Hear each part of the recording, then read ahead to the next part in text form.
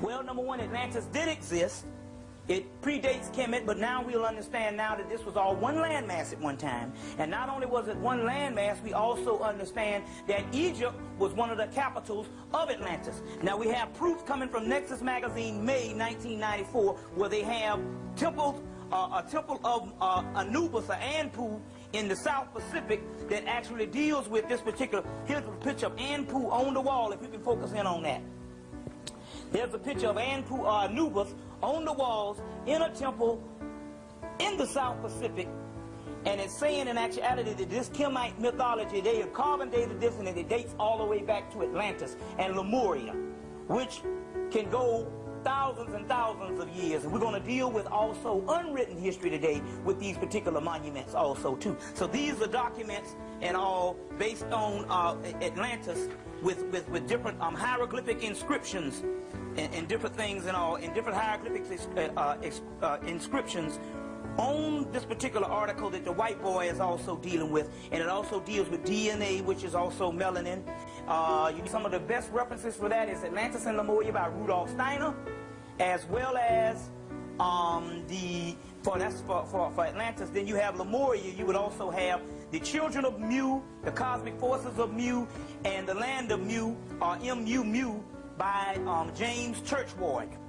Not Albert Churchward, but James Churchward. So this is some actual documents now that we have documents of Atlantis, as well as a lot of documents are also left in what you would call India, because that was all Indus Kush at that particular time. And so what it is there's nothing new under the sun, as well as only that which has been forgotten. You understand? Now we understand that also in the bottom of the British Museum, as well as the University of Chicago, they have documents on Atlantis, which Kemet went all the way back to Atlantis. We even know now that Osiris was the god of Lemuria. And when we deal with the Sphinx that's over 2 million years old, we'll go into some deeper mysteries also too. Now, with the temple that contains the inscriptions of 90,000 years old.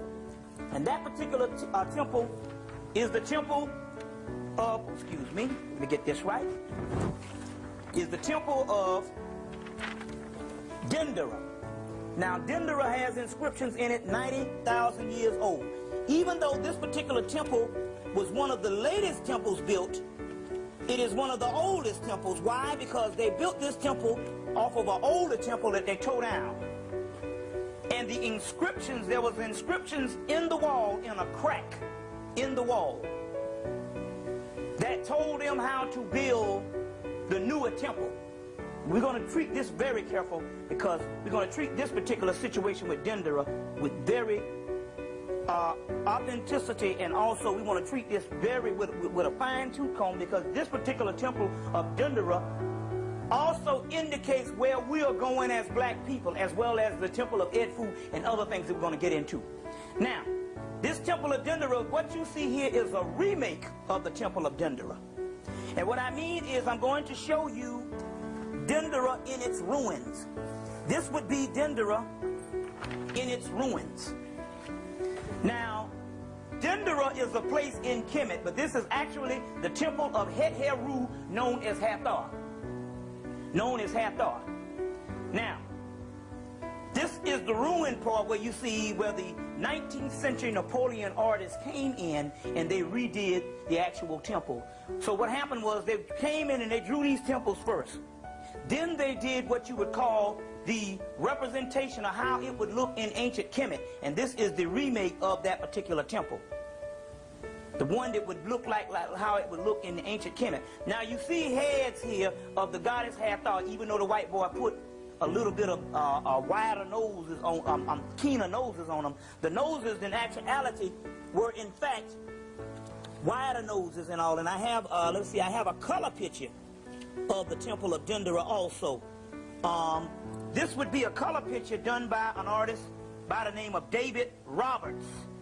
And there's a greater picture, but they don't show this picture much, by the artist David Roberts, an 18th century artist that traveled to Kemet and drew the temples before the paint fell off of them. Because each temple was painted white and it had the hieroglyphic of the Medu Neter inscriptions painted. Every last one of those was painted. And this is one by David Roberts, whereas you can actually see the nose is a little bit wider. We'll go into some deeper details in a few minutes. But this particular temple of Dendera that we talk about is actually the temple of Hathor at Dendera. Dendera is the actual place in Kemet. And now some people have a thing where they say Greek names and all, but there's no such thing as Greek names. The Greeks, remember, the first Europeans could not talk until Africans or black people taught them. And the first 300 years of Greece was also black people. So they are the people that taught the language. So in actuality, when you hear Greece, you are hearing fundamental African language. So Egypt, it means GHETTOS, which means black, is also a fundamentally a Greek language, but it's actually a fundamental African language. There's no such thing as a European language, period. Because even Rome, the first 200 or 300 years of Rome, were black people. So therefore, we understand that even the Romans, remember the European couldn't talk, get Boney's account. You understand where he said we taught them how to speak. So those particular people couldn't even talk at that particular time. So the actual indigenous black people of Rome and Greece taught them how to talk. Now we have evidence on that also too. Now at this particular time, you will see the back view of Dendera. The back view of Dendera also too. Now Dendera is a very important temple. You see the back view? Also, the side view of Dendera. The remakes now. We are interested in focusing on not so much of the ruined temples, because you can go up the Nile with Dr. Ben, Asa Hilliard, Charles Finch, or also, what's my man in D.C., Tony Browder, and you can actually see there's several tours, black and white tours, that you can go up and see the actual ruins. Now, there are two or three temples that are the best preserved. One is Dendera, one is the temple of Isis or Aset at Philae, and the other one is the temple of Edfu, Heru, the temple of Heru or Horus at Edfu. These are the three best preserved temples. You see, they just redid Hatshepsut's temple. We'll show you a picture of that one also. Now, one of the key books that you must get that they just put back in print, black people, is the book Brian M. Fagan's book, The Rape of the Nile. This is a book that was also recommended by John Henry Clark to most people. It was been out of print, but now this particular book has now been released back in print within the last month or so. So some of these particular remakes you will find in this particular book also too. I'll be giving you other books that you can also reference also. Brian Fagan's book, The Rape of the Nile. And it says, tomb robbers, tourists, and archaeologists in Egypt. The Rape of the Nile. You see, so now this is a key book that you want to get so you can have some indication of what these temples used to look like, as well as a picture of the temple of Dendera. And also, when I go into the zodiac of Dendera, there is a whole section in here on how they took that zodiac and carved it down and took it to the Louvre in Paris also too. We're going to get into a lot of things today. Now, the next thing we're going to deal with what is called a colonnade. This is the colonnade that is on the outside of Dendera.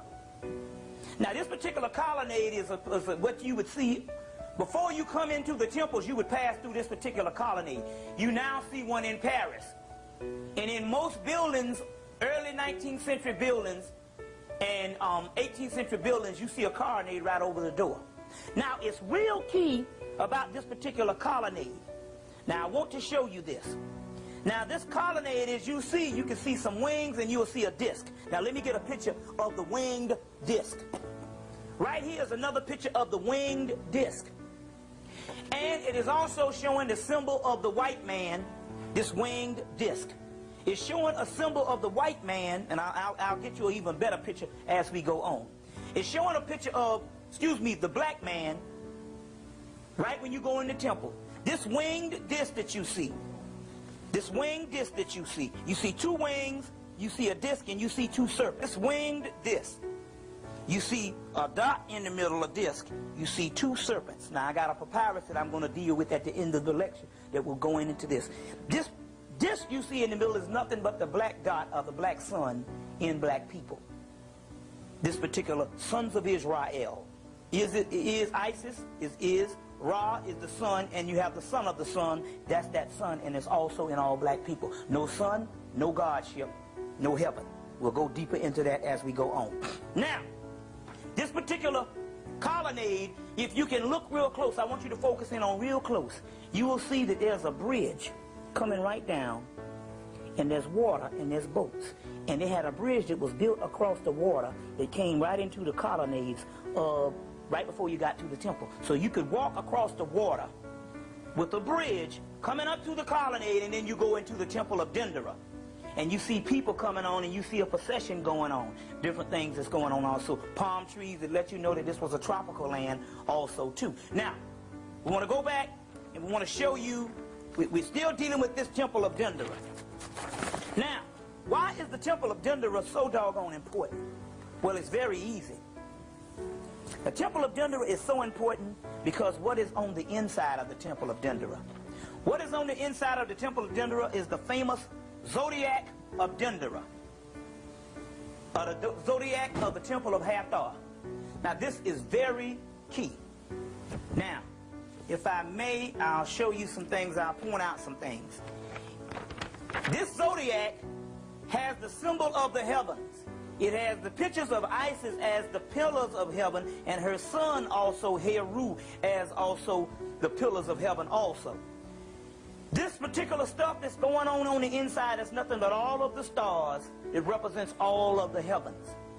Right over here you see is a picture supposedly of a black woman that says, as above, so below. That's the law of correspondence, which means as above, so below. Now, based on as above, so below, what you have is, this is the sky, this is the universe. And on the earth plane, you have the god of the earth plane, which is in fact the black woman.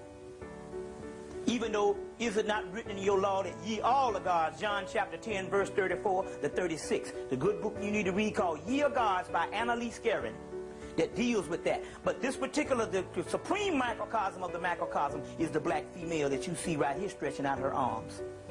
Also represents the goddess Nut, stretching out her arms also. Now, it's real key because on the inside of this particular zodiac, you have a picture of a hippopotamus goddess.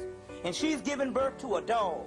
This hippopotamus goddess represents the constellation of Draco, the triple blackness of space, that gives birth to her first son. That particular first son is Sut, Al-Sut, which means the god of Sirius, the star Sirius. So the triple blackness of space in the northern hemisphere of the universe called Draco. She gives birth to her first son in her south gate, which is her vagina. And that first son is the first star in the universe known as Sirius, or Sophis, or Sept, or Sut. And that particular star is the central sun of our particular. You have the sun that you see out here is nothing but a reflection of a greater sun. That greater sun is the star sun Sirius, which is the brightest star in our constellations, as well as the true father of our particular universe. But the key to this is that father has a mother. There is no such thing as a father that deals with this woman. So when you talk about the father in heaven, you're actually talking about the son in heaven. And when you talk about the son of the father, you're talking about the grandson, or the son of the son. But the supreme archetype of heaven is the mother, known as the goddess Kali in India. It's known as the goddess Apit here, or Tyert, or the goddess Nut. Now, Apit, or Tyert, is this hippopotamus goddess that gives birth to this little dog, the dog star. You see, the actual dog star. So this is very key. Now, she gives birth to the dog star, and then all of the other stars and all of the actual other parts of the zodiac comes into view. Now, this particular zodiac of Dendera is real key for one reason. Number one, this is an astronomical zodiac. Now, you got to understand, there is astrology and there's astronomy. Astrology, or astrological, is based on the stars in this particular, basically around the sun. You understand what I'm saying? In our solar system. Astronomy, or astronomical zodiac, deals with the zodiacal universe. This is an astronomical zodiac, which also is in this astronomical zodiac, astrological zodiac. Now, the book that this is a key book. It's called Cyril Fagan's book. It's a book that the white boy took off the market because he was a part of the Royal Astronomical organization in England. He found out, well, the white people were saying, well, we can't deny that Egyptian was the inventors of astronomy, but astrology, that's a whole other thing. That's Greece. So this particular white boy went back and studied the temple of Dendera and all of the other temples, and he broke down and found out in an actuality that astrology was also started in Kemet too, and there's no kind of science that don't come out of Kemet or Egypt. Now, he found this particular thing out, and they threw him out of the actual Royal Astrological Society, and as a result, he wrote a book called Astrological Origins by Cyril Fagan that now is out of print, but with some luck, I do have a copy of the book, so we can either get that printed or also too, you know, Raoul Nefer talks about this particular person in his book Medunetta 1. Also too, Medunetta 1. And also too, you can also go to certain libraries and get this particular book. I think the last printing was 1972 by Llewellyn Publications. Now, so this is an astronomical zodiac. Now, this particular zodiac, like I said, in this particular temple was built in Kemet, and it was, even though it was built in the Ptolemy period of the Greece. Now, the Greece really didn't run Kemet. The Greece was actually scared. The Greek, excuse me, was actually scared of the Egyptian priests. So they would go. So the Egyptian priests would come to them and say, "Now we need a temple. You know what's going down?" And they would give them the money to build a temple or the manpower at this particular time with the Ptolemies when they were ruling. For the simple fact that they were scared and all of the actual Egyptian priests. So they did muscle around the other people. They didn't go up against the priests at this particular time. The priests understood in divine prophecy that the Greeks had to rule as well as Kemet had to fall. We'll get into that in a few minutes. Also, so they built this particular temple, and they tore down an ancient temple. And the ancient temple that they tore down had a hieroglyphic based on a papyrus, a crack in the wall, and they actually fashioned the actual temple. So even though the stones, and they always use the older stones, they use the stones from the older building to build a new one back. So even though this is a newer temple, it contains the oldest and it is the most complete findings in the world is in the temple of Dendera. And this zodiac is approximately 90,000 years old. This is what you're seeing right here. And on here it has the origins of the black woman being God and woman being God, period. The great microcosm of the macrocosm, which a triple blackness of space is called chaos. The womb of the universe, because everything is born from a feminine principle. Check. Now, let's go on. And we'll deal with some other things. Now, Dr. Ben said that, now, based on Brian Fagan's book, Rape of the Nile, you're going to find out that the French blew this thing down, and they took this particular zodiac to Paris. It's in the Louvre in Paris, and they put up another plaster zodiac. Now, what had happened was it was a rush on who was going to get this zodiac. So the French, the Britons were coming was coming to get it, but before they got there, a French cat took some Arab help and blew it down. And the only way taking it to the ship, it fell into the Nile, and they needed more help. But they got it up out of the Nile, and they took it and they put it on a ship and rushed it to France before the British could get in and get it. You understand what I'm saying? So it's, this particular, the original replica is now in the Louvre in Paris, in the Egyptian antiquities also too. Very key, because everything is in here. Now, when we deal with the actual star systems of all of these particular temples, you're going to find out that all of these particular temples are based around the star system Sirius, which is called Syriac architecture. That's the key, because that is the monument, that is heaven, and these are the monuments of heaven. Kemet was known as the heaven on earth. So as we go on. So Dr. Ben said that this is a fake one. He said there's a square zodiac, but he was mistaken. But the simple fact that this is the real one that's in Paris. And the square zodiac was also on another side of the room. And that other zodiac on the other side of the room is this particular square zodiac. 2 levels of that square zodiac also. Now you want to get deeper into the astronomical part of the temples and the breakdown of the stars and the temples, you need to buy a book by the name of J. Norman Lockyer, or Lockyer, Lockyer, J. Norman Lockyer.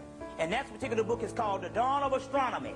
Now, the key to this book is out of print, but now you can also go to, there's a new out-of-print book company called Kessinger, and they've just reprinted this Dawn of Astronomy in here. And in here they show different breakdowns of the Temple of Dendera, the Temple of Dendera. And so on one side of the hall, you have one zodiac that was in the ceiling. That's the round zodiac that I just showed you. But on another part of the ceiling, you would have the square zodiac. And this was in the temple ceilings. And they blew down the round zodiac.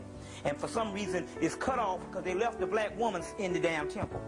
But they blew it down. Now, so that's the square zodiac. Another form of that square zodiac that's in Dendera is also other forms that deals with different things you see. And right here you see the pictures of the circle, which is also the boat, which is also representations of UFOs that we're going to get into. And you also see the circle with the eye of Heru. So each time you see the circle, you know that that is a form of melanin also. And this is one also too in Dendera.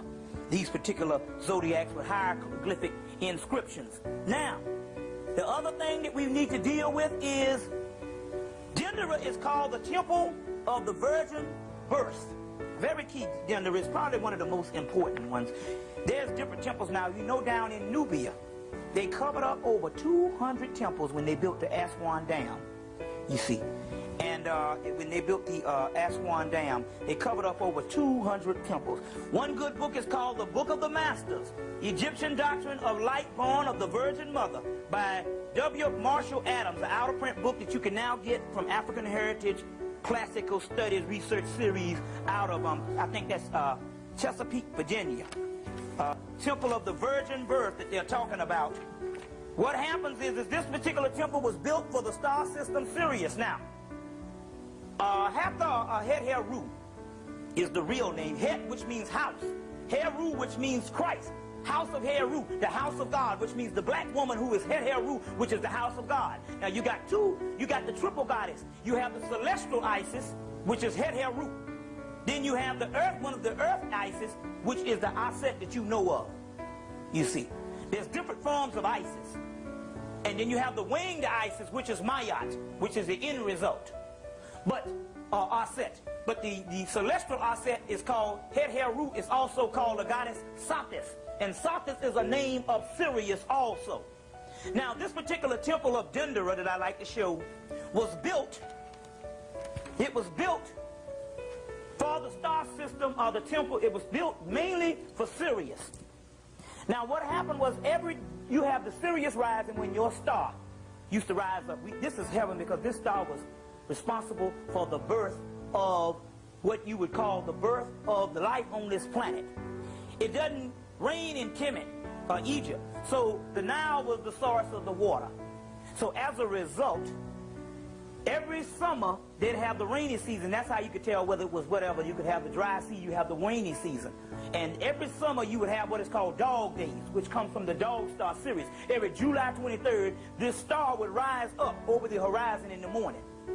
Now, this particular temple, every July 23rd, this star Sirius would rise up, and they would make it so that when it would rise up, this whole temple would light up because of that star Sirius.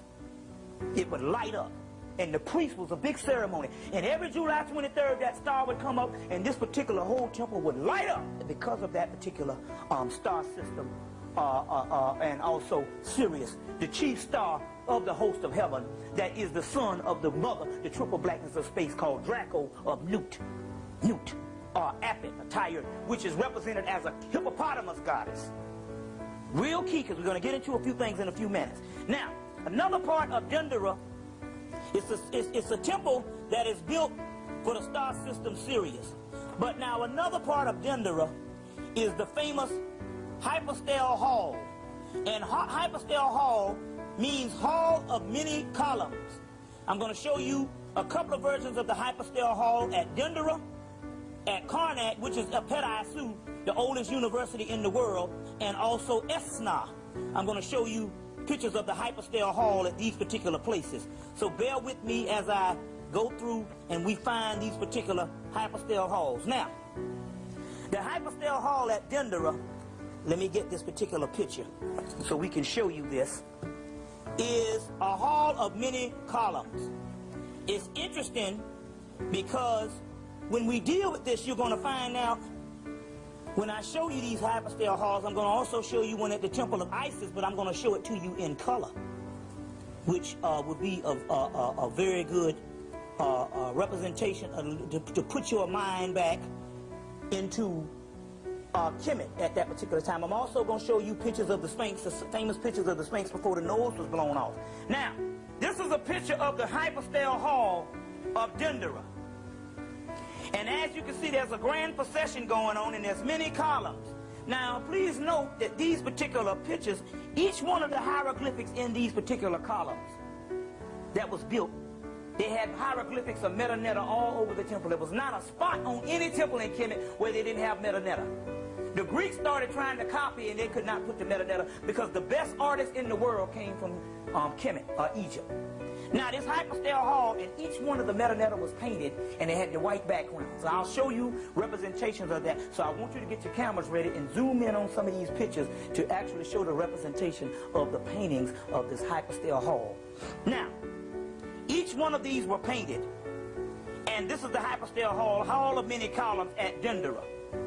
Now, it's very interesting. This is a remake because we want to show not so much of ruins. You can see that in most Kemetic books, the Egyptian books of the ruins, as well as going up the Nile. We want to show reconstruction because we're trying to put your mind back into the part of when the black man and black woman was at their greatest ever. You understand what I'm saying? So this is the hypostyle hall. There's processions going on. There is the light of the sun lighting up the actual place. So very key. Now let's on the hypostyle hall at Dendera. Now this is very key. Now I want you to zoom in on this particular picture. I showed you before that in actuality, the actual nose that you see on the particular people when they remade Dendera, you actually see they have keen-shaped alkaline noses because the white boys tried to, didn't want to show the original thing.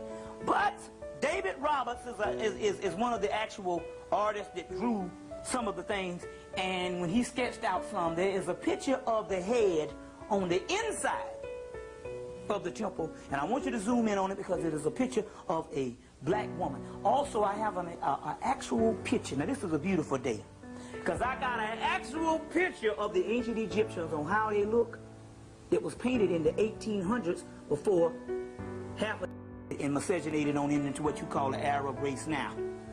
But you know, we understand about your Nubians, but I'm going to show you the same headdress in the 1800s.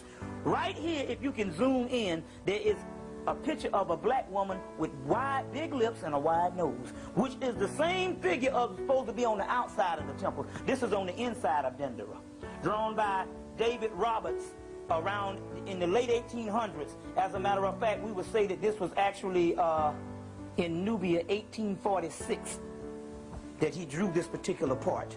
Now, the next thing we want to deal with is I want to show you a color picture of what the temples used to look like on the inside of Dendera, or on the inside. I'm going to show you one from the Temple of Isis at Philae, and I'm going to show you one that in actuality, well, it's a color picture, but this one is not at Dendera. Now, I showed you the columns, right? Now, we know that the columns are black, so you don't need to trip when I show you European pictures. We know that the Europeans was not doing things for us, right? This is a picture of the column. If you look at the column, you'll see that every piece of the column was painted. You understand? Every part of the columns were painted. And this is the column at Dendera. Now, let's go on. I also want to show you a real picture, color picture, of the inside of the temples. This is a color picture, and as you can see, I want you to zoom in on this. And as you can see, every particular piece of the temple was painted. Background was white, and the metanetta on it was all colored. So even though the outside of these temples that they drew this way, they didn't have time to color them in, but this is how the outside looked also too.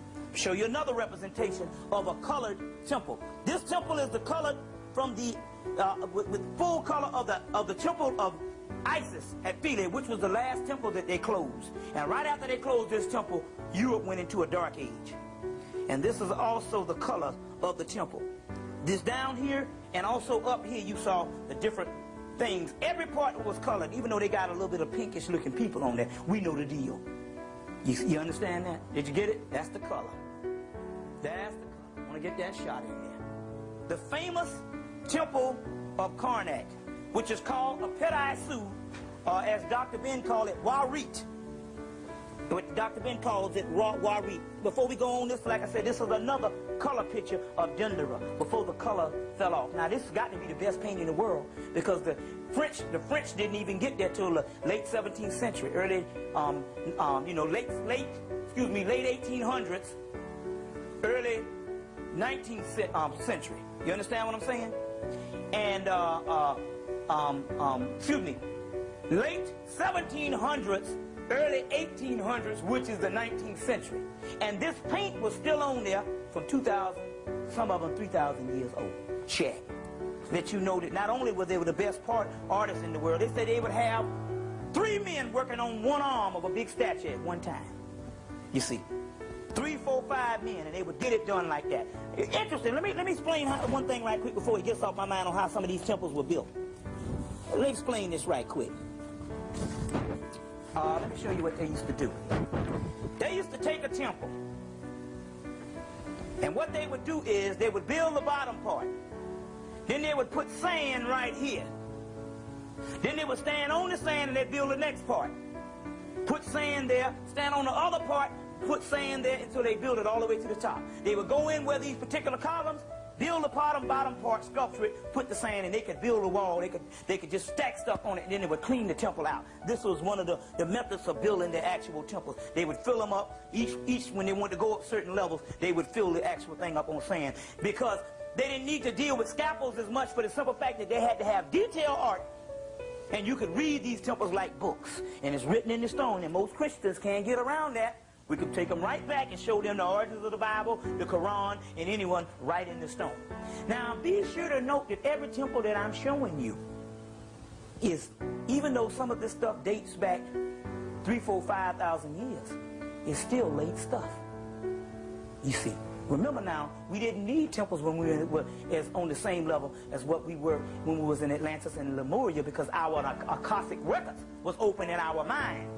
And we had cosmic memory, universal consciousness, the Christ consciousness, and cosmic consciousness. We only needed to build the temples as libraries and different things like that so we can read them as storybooks when our third eye and spiritual chakra system shut down based on this third dimension. And the vibratory rate of the earth fell. So therefore, in order to obtain this cosmic consciousness, you had to go to the mystery system in Egypt, which preserved the science of the Akashic records, which was used to be in your mind, but you're getting ready to go back to this now in the later days where you won't even need this stuff. It'll be in your mind. Check. All right. Everybody's Akashic records. I want to deal with one other thing with the temple of Dendera. From the ceiling of Dendera, the temple is dedicated to Hathor Heru, the Virgin Mother. This is the zodiac. It's probably called the planisphere. It's called, instead of a zodiac, it's called a planisphere. That manifests the intimate connection with the path of the celestial taken by the departed, the holy dead in the interest of light. Now, we also have a breakdown of that particular temple of Dendera, which you have the star Sirius. This is also called, the key to that is the star Sirius that's called the primordial star of all times. And a lot of that stuff is coming from Mariette's book on Dendera. There's a particular person that wrote an 18th century Egyptologist wrote a book. His name was Mariette. It's an out-of-print book on Dendera, and he did most of the work on Dendera, which is key because that zodiac is very, very key at this particular time. The temple that we're going to deal with is the temple called Ipetaisu or Karnak. It is the largest temple in the world, 1 mile long, half a mile wide. That means that would take up 2 or 3 blocks, maybe more than 2 or 3 blocks. 1 mile long and a half a mile wide. The complete 20 blocks. That's the complete layout of Dendera. Real key at this particular time. Now we're going to start off first to enter in this journey of Dendera, the largest school ever built in the world for a worship of the celestial gods. The largest temple ever in the world is the temple of Apet-I-Su or Karnak. Now we first start off with the colonnade again, and as I told you before, you have the winged disc, and right here you will see real close ram-headed sphinx. Now let me get a picture of a ram-headed sphinx while I'm talking, because it's very key, because this is going to later on symbolize a sacred marriage to another temple. This temple, these temples were like people. We're going to get into that in a few minutes. And they were married to each other. Now this is the temple, the first temple of Dendera that I told you was the temple of Het-Heru. This particular temple is the temple of Amun-Ra. Now at Karnak, or what you would call the temple of Apet-I-Su, which means the oldest university in the world. Now, very key. What you had here, you will see the colonnade. Now, when you see this particular colonnade, you're going to find out that you see ram-headed sphinx, and they would lead up to the temple. This is the first doorway. These ram-headed sphinx are also leading up to the colonnade. Then you would come in and you see the pharaohs, and they're having a grand procession going on, and these particular ram-headed sphinx that would lead up to the temple. This is a picture of the ram-headed sphinx. You already know what the lion-headed sphinx is, but this is the temple of the picture of the ram-headed sphinx. Now they would lead up to the front door of the temple. This was one up here with the head cut off. Now this is at Karnak. They would lead up to the front door of the temple. Now this is key because I'm going to show you the sacred marriage between the temples. Now that's the colonnade. The first thing we want to deal with the reconstruction, because Karnak is one of the worst ones in ruins now. And the reconstruction of Karnak is this, Apet-I-Su. And what you see here, and I'm going to break this temple down, and I'm going to somehow try to show you each section, because the temple was too large to put in to show the whole temple. I'm going to show you a grand layout of each section of the temple. This temple of Karnak, now this is when you first get into the inside of the courtyard. When you see these particular things here, they're called colonnades. You even had the one big colonnade is what you saw as Dendera, which made a whole temple. These particular things that they call colonnades.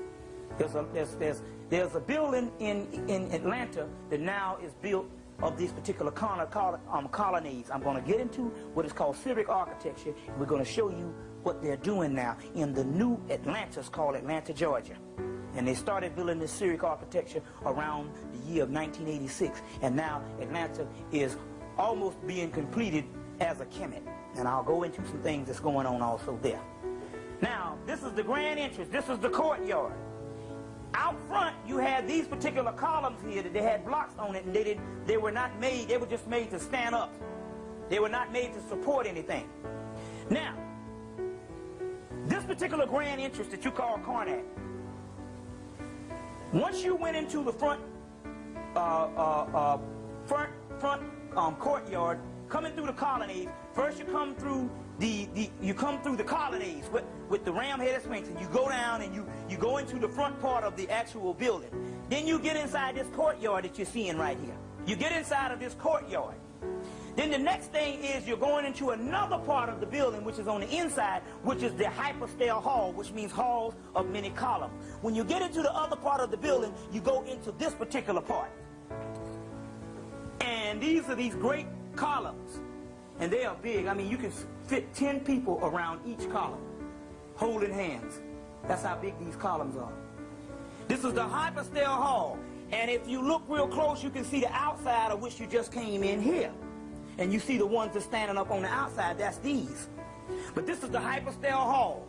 Hall of many columns is what it is called. This is the grand hypostyle hall of Karnak, which is the biggest hypostyle hall in the world. And it is an awesome structure. If you would actually see these things, the real pictures.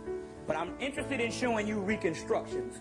Other people can show you, you can buy any books and see the other ones, that's no problem. But what I want to show you is reconstructions based on Napoleon's artists. When they went in, they drew the ruins. Then they drew the reconstructions of this particular hypostyle hall. Let me show you the ruins right quick. And a whole temple that they tore down in Kemet because they didn't want you to see the inscriptions. Now, the inscriptions of this particular thing. Now, this is the grand ruins of this particular part that you see the arrow standing on in the late 1800s. Is the grand ruins of Karnak. You see, right here, you see this that's going on. Now, I want to show you some other things right now. Now, look at this. We showed you the hypostyle hall. The next part we're going to show you, we're going to break this thing down. I showed you the ram head sphinx. Now, when I go to the temple of Luxor, I'm going to tell you about the lion head sphinx. And I'm going to show you that, I'm going to tell you about that because it symbolizes a marriage between two temples. Now, this is the grand layout of the temple of Ipet-Asu. You see the sphinx coming into the temple. Then you see one part of the temple. Now let's break this down. Let's go step by step. This part of the temple that you see right here, this is the grand layout. Right here. Huge. This is the hypostyle hall. When you see these dots, it's showing the actual layout of the hall of many columns. These are the columns that I first showed you standing on the outside. This is the inside wall. These are the two colonnades. These pictures, these dots are the sphinx. This is how it actually looks. These columns are standing up here. You see them right here. The hypostyle hall that I just showed you, you see them right here. Now, this is the first part that we're going to deal with. The first part, you see this doorway here. You see these colonnades, right? These particular pillars. The next part you see is this is the side, how it really looked in the side way. You understand? Okay. Now, breaking it on down. The next part we're going to deal with is the hypostyle hall. See if I can find a picture of the hypostyle hall. This is the hypostyle hall. So this is the hypostyle hall. This is the dots that you see here, which represent the columns. This is the hypostyle hall.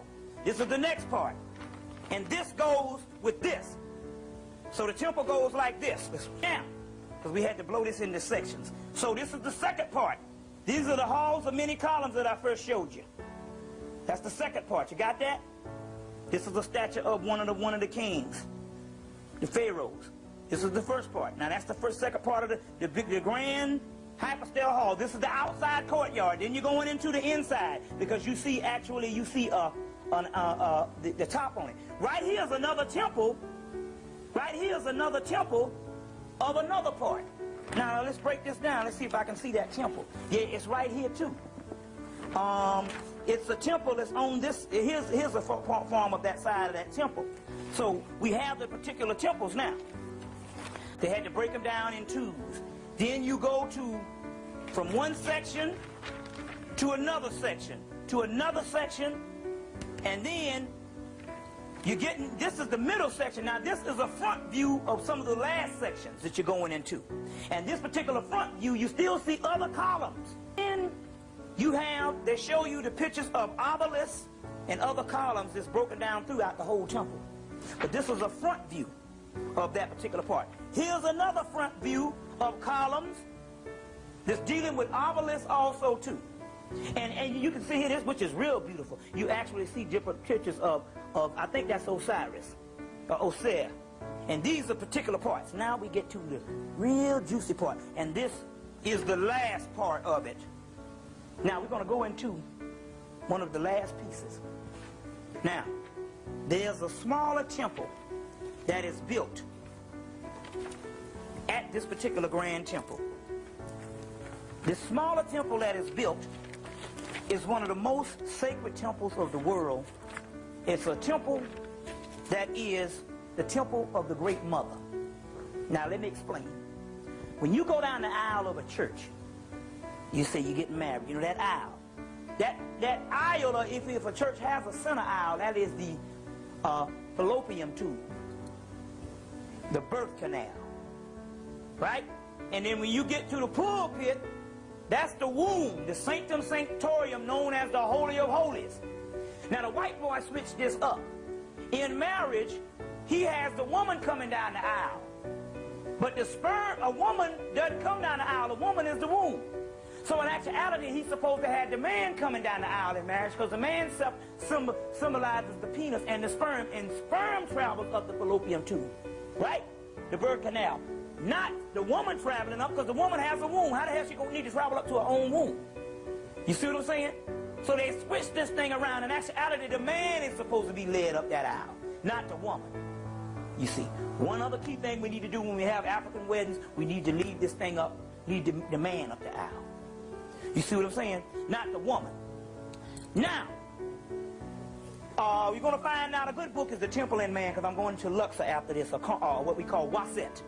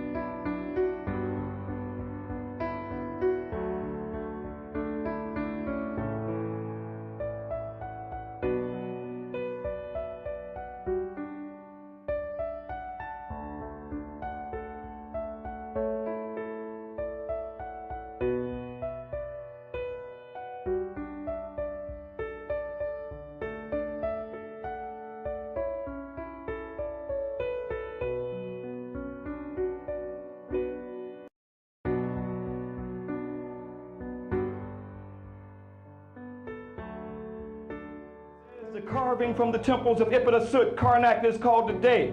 Sahu Nepet, Orion was Lord of the heavens. So here we see that this is Sahu, this is Neb, and this is Pet. So our ancestors saw Orion was Lord of the heavens. They carved it on the temples, but why did they put it there? That's what we want to look at. They saw, as we go back to the scriptures, we're going to bring the scriptures in the court of law. Well, is it in the scriptures? Yes, it's in the scriptures. In Amos, chapter 5, verse 8, it says, "Seeketh him that maketh the 7 stars of Orion." Uh-oh. 1, 2, 3, 4, 5, 6, 7. Seeketh him that maketh the 7 stars of Orion. Well, our ancestors saw that Asar, our spiritual father, and the Zep-Tepi, for our spirit to go back to him, to rise up our caress, we see 1, 2, 3, 4, 5, 6, 7, and the constellation of Orion long before it was in Amos and the scriptures was even in existence. This is the Zep-Tepi, or the first time of creation. Our ancestors saw through the constellation, through the heavenly body, through astrotheology, through the cosmos, the first divine mother and father for them to live for eternity. A set represented Sahu, called Ceres today, and Asar represented Orion. Our spiritual mother and father that we carved on the temples. Here we see the earliest story of Asar, who had an evil brother named Set. Many versions of the story, who got 72 conspirators to crucify him. Here we see this is long before the Cain and Abel story. You got it carved on the temples. And although you see it carved on the temples on the outside, still on the inside, they're still beautifully painted black. It's through this story of the union of Asar and Asar's resurrection, through the union of Asar and Aset, they have a holy child. It's told on the papyruses where the name paper came from. We see Tahuti, we did not worship animals, but Tahuti, the divine nectar, the messenger corresponding to Gabriel in the gospel, announces to the goddess Aset that she give a divine immaculate conception and virgin birth. So here you had this spiritual story where Tahuti came, who was a spiritual law, said Aset would have a holy child. This is long before Gabriel, the angel of the Lord, came through the back door and told Mary that she was going to have an immaculate conception. Now, our story was more spiritual because Tahuti gave the call, and Amun came to Asar and said that your wife Aset would have an immaculate conception. This is a Torah book. It's good to pick these little books up. And it's written by the Mormons. The Mormons who write these books. The Mormons. Okay? But the Mormons are heavily into Kemet. Now, this is a chapel. This chapel is where Haru was born, in a manger, at December the 25th. Okay? Now, here's the book. Let me read it. It's page 18. Here's the chapel, right where you are. Is that the same chapel? Yes. Okay, you see where I have yellow there, right? Okay, so let me read it. This court and chapel, from a special unit within the great temple, they were used for the celebration of the day of the child in his cradle, a festival commemorating the birth of Horus, which, coming as it did at the close of the Egyptian year, offers a curious resemblance to the Christian festival of Christmas. How could it be a curious resemblance when this predates European Christianity? What was the symbol of this temple right here? What zoomorphic form? The cow. Now, have you often wondered why the cow is always in the manger? This is Hathor right here with the cow's ears that looked over Haru in his birth at December the 25th.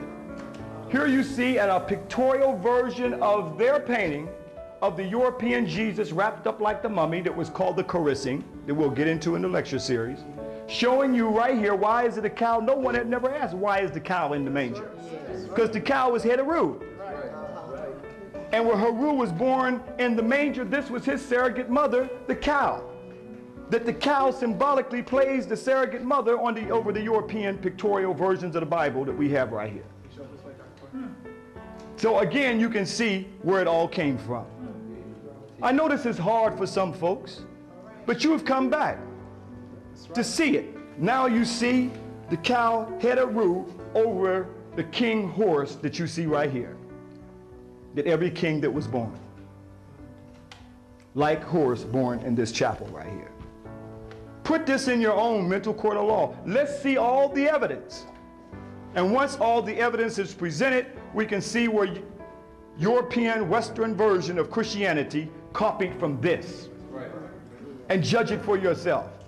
You've heard their side of the story? Take time out and hear your ancestors' side of the story. We're not saying for you to believe it, but just like the court of law of Ma'at, let's put it on the Makaru. Let's put it in the witness stand of truth, justice, and righteousness on the square. And we want to hear the truth, the whole truth and nothing but the truth. And then judge it in this middle court of law. Now, the surrogate mother is Heteru. Her symbol is a cow. Why the cow? Because she represented the great Mother Earth. Now let's look at this, because on their own Torah books right here, a closer view of that, it says this. This court and chapel formed a special unit within the great temple. They were used for the celebration of the day of the child in his cradle. A festival commemorating the birth of Horus, that we call Heru, which, coming as it did at the close of Egyptian year, offers a curious resemblance to the Christian festival of Christmas. A curious resemblance. Thousands of years before their stuff, but it's a curious resemblance. Not only that, they go on to say that this small temple was called the Mimezi, or meaning the birth house in the ancient Kemetic, or they call Egyptian. The reliefs on the wall portray the divine birth and childhood of an infant, Heru. Now here we see the rites which related to Horus, Osiris, Horus, the father, and his death. This is where we get the Father, the Son, and the Holy Ghost from. And this early trihood of Asar, Aset, and Heru, brothers and sisters. On these temples you see Heheru. She was a Tanihisian, or what is known as a Nubian goddess that came up from the south. Why did they got Hathor, or Heheru, that our ancestors called him, over the European Jesus? Is that animal worship going on in the manger? Let's go after this now. See the cow, Hathor, over the European Jesus? Our ancestors always placed Hathor over the Pharaoh to rule because he was the divine king. He was called the King of Kings, the Sarah, the Son of God. Every king or sultan represented that this was the surrogate mother was Hathor, and her symbol was the cow. So every sultan king was the Heru king, who was protected by the Holy Mother, and her name was also Murray, meaning love, that was changed to Mary. By the way, you shouldn't say love. That's white folks' term. Okay? We call it Murray, that they corrupted it into Mary. That's literally a copy off of your tombs thousands of years ago, where you see the cow was always over the Heru king, as you see the cow over the white Jesus. They had a fixation about 7. They created the 7-day week. There's no such thing, you know. The Africans noticed in Egypt that there are 7 orifices in the human body. I can't mention all of them. There's 7 primary colors in the rainbow: violet, indigo, blue, green, yellow, orange, red. There's 7 notes in the musical scale. There's 7 layers of skin. There's 7 parts of the human brain. There's 7 parts of the human eye. 7 is critical in the ages of man. 7 is the age of reason. 14, 7 years later, puberty. 21, 7 years later, maturation. 7, 7, 7, 7, 7. That is why they created the 7 deadly sins. Christ was in Egypt. He's not an Egyptian, he's a Jew.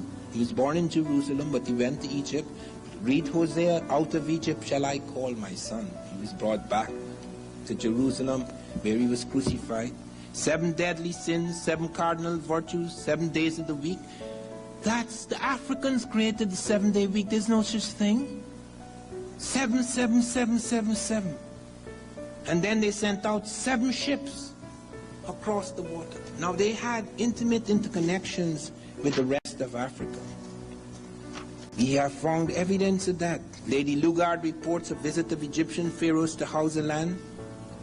We have found, and here is where Diop was very helpful to me, Diop and Obenga. Obenga 2 weeks ago introduced me to an audience in California. Obenga is the most remarkable African scholar in the world at the moment. Sheikh Anta Diop was before, but he died. And I managed to make contact with these gentlemen. Sheikh Anta and I had a nice quarrel about tobacco, because Sheikh Anta was the only African who was allowed to examine mummies in a certain part of Egypt, and he found tobacco in this mummy. Things that we're finding now, we found in America. Not that the Egyptians made a trip to America. They sent out 7 ships. He found it in a tomb in Egypt, where these ships, 7 ships, are heading towards the west. 7 was everything to them. So they sent out 7 ships. And we have it in this painting among the Ramesses around 1200 BC, these 7 ships heading towards the west. And we find intimate interconnections between the Egyptians and the rest of the Africans. You come into this room, it would be hard to find a Native American. You go to Egypt, and it's hard to find an Egyptian. Lots of evidence of their links to the rest of Africa. Sheikh Anta Diop and Theophilo Benga presented, and it's in my new book, more than 100 words in Wolof, a West African language, the language of Sheikh Anta Diop, more than 100 words which are identical in all their forms. That is utterly impossible. UNESCO surrendered. All of these big professors with all their big degrees, so they had to surrender. Because these 2 super Africans proved beyond them, beyond the shadow of a doubt, that that's all a lot of nonsense. This is clearly what we say it is. And they surrender. It has been established beyond the shadow of a doubt. The connections between Egypt and the rest of Africa were extraordinary. We have Lady Lugar reporting on a visit of Egyptian pharaohs to Hausaland, an Egyptian golden breastplate found in an ancient layer in Nigeria, more than 100 Egyptian words in all their forms and variants found in Wolof, Diop's language. The African word for God, what is the word for God? Amen. You use it in your prayers. That's African. Amen. Jesus was in Egypt, you know. Out of Egypt shall I call my son. He wasn't an Egyptian, he was a Jew, but he went to Egypt. He was smuggled out by his uncle because they were killing off the firstborn. That's how Jesus landed up in Egypt. And the 7-day week is Egyptian. Egyptian golden breastplate found in ancient Nigeria. As I say, nearly 100 Egyptian words in all their forms presented to UNESCO. UNESCO had to surrender. They couldn't believe it. Amun and Amen is Egyptian, and Am is West African, comes from that, and Nyam is East African. So you have Amen and Amun Egyptian, and Am West African, and Nyam East African things. But they also built remarkable ships. And we have evidence, not only they show their ships moving, but they show, it is shown about Americans, the Popol Vuh, the Bible, the Quiche Maya. I have the Bible, the Quiche Maya, that shows blacks arrived in America before Christ. Champollion supports that, Lefebvre supports that, Sahagan supports that, Sorensen supports that, Sav Soderberg supports that, Rosalie supports that. I've been through all these documents. They're finding these things and people are just pushing them aside. But then came the clincher. I was invited to, before the Columbus celebration, I was invited to the Smithsonian, the leading scientific institution in this country, hoping to wipe me out before 1992. And my opponent surrendered. Showed them the 7 braids that you can't argue with. No sculpture in America has 7 braids. 7 is everything to the African Egyptian. All this thing about God created the world in 6 days and rested in the 7th, that is taken by the Christians from the Egyptians. Jesus was in Egypt.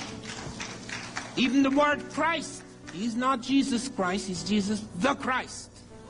Christ is an Egyptian word, K-R-S-T, Christ. K-R-S-T, the anointed one. That's how he became the Christ. Don't dismiss him, okay? I'm just pointing out the terms, and he appears among the Egyptian doctors.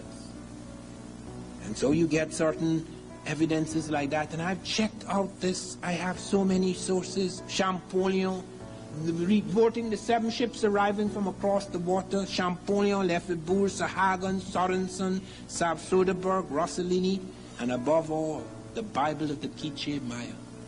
They destroyed so many books in America, but they didn't destroy all the Bibles of the Quiche Maya. So we have that reporting these dark-skinned people arriving on 7 ships, and they have the 7 ships. And then we have the clincher.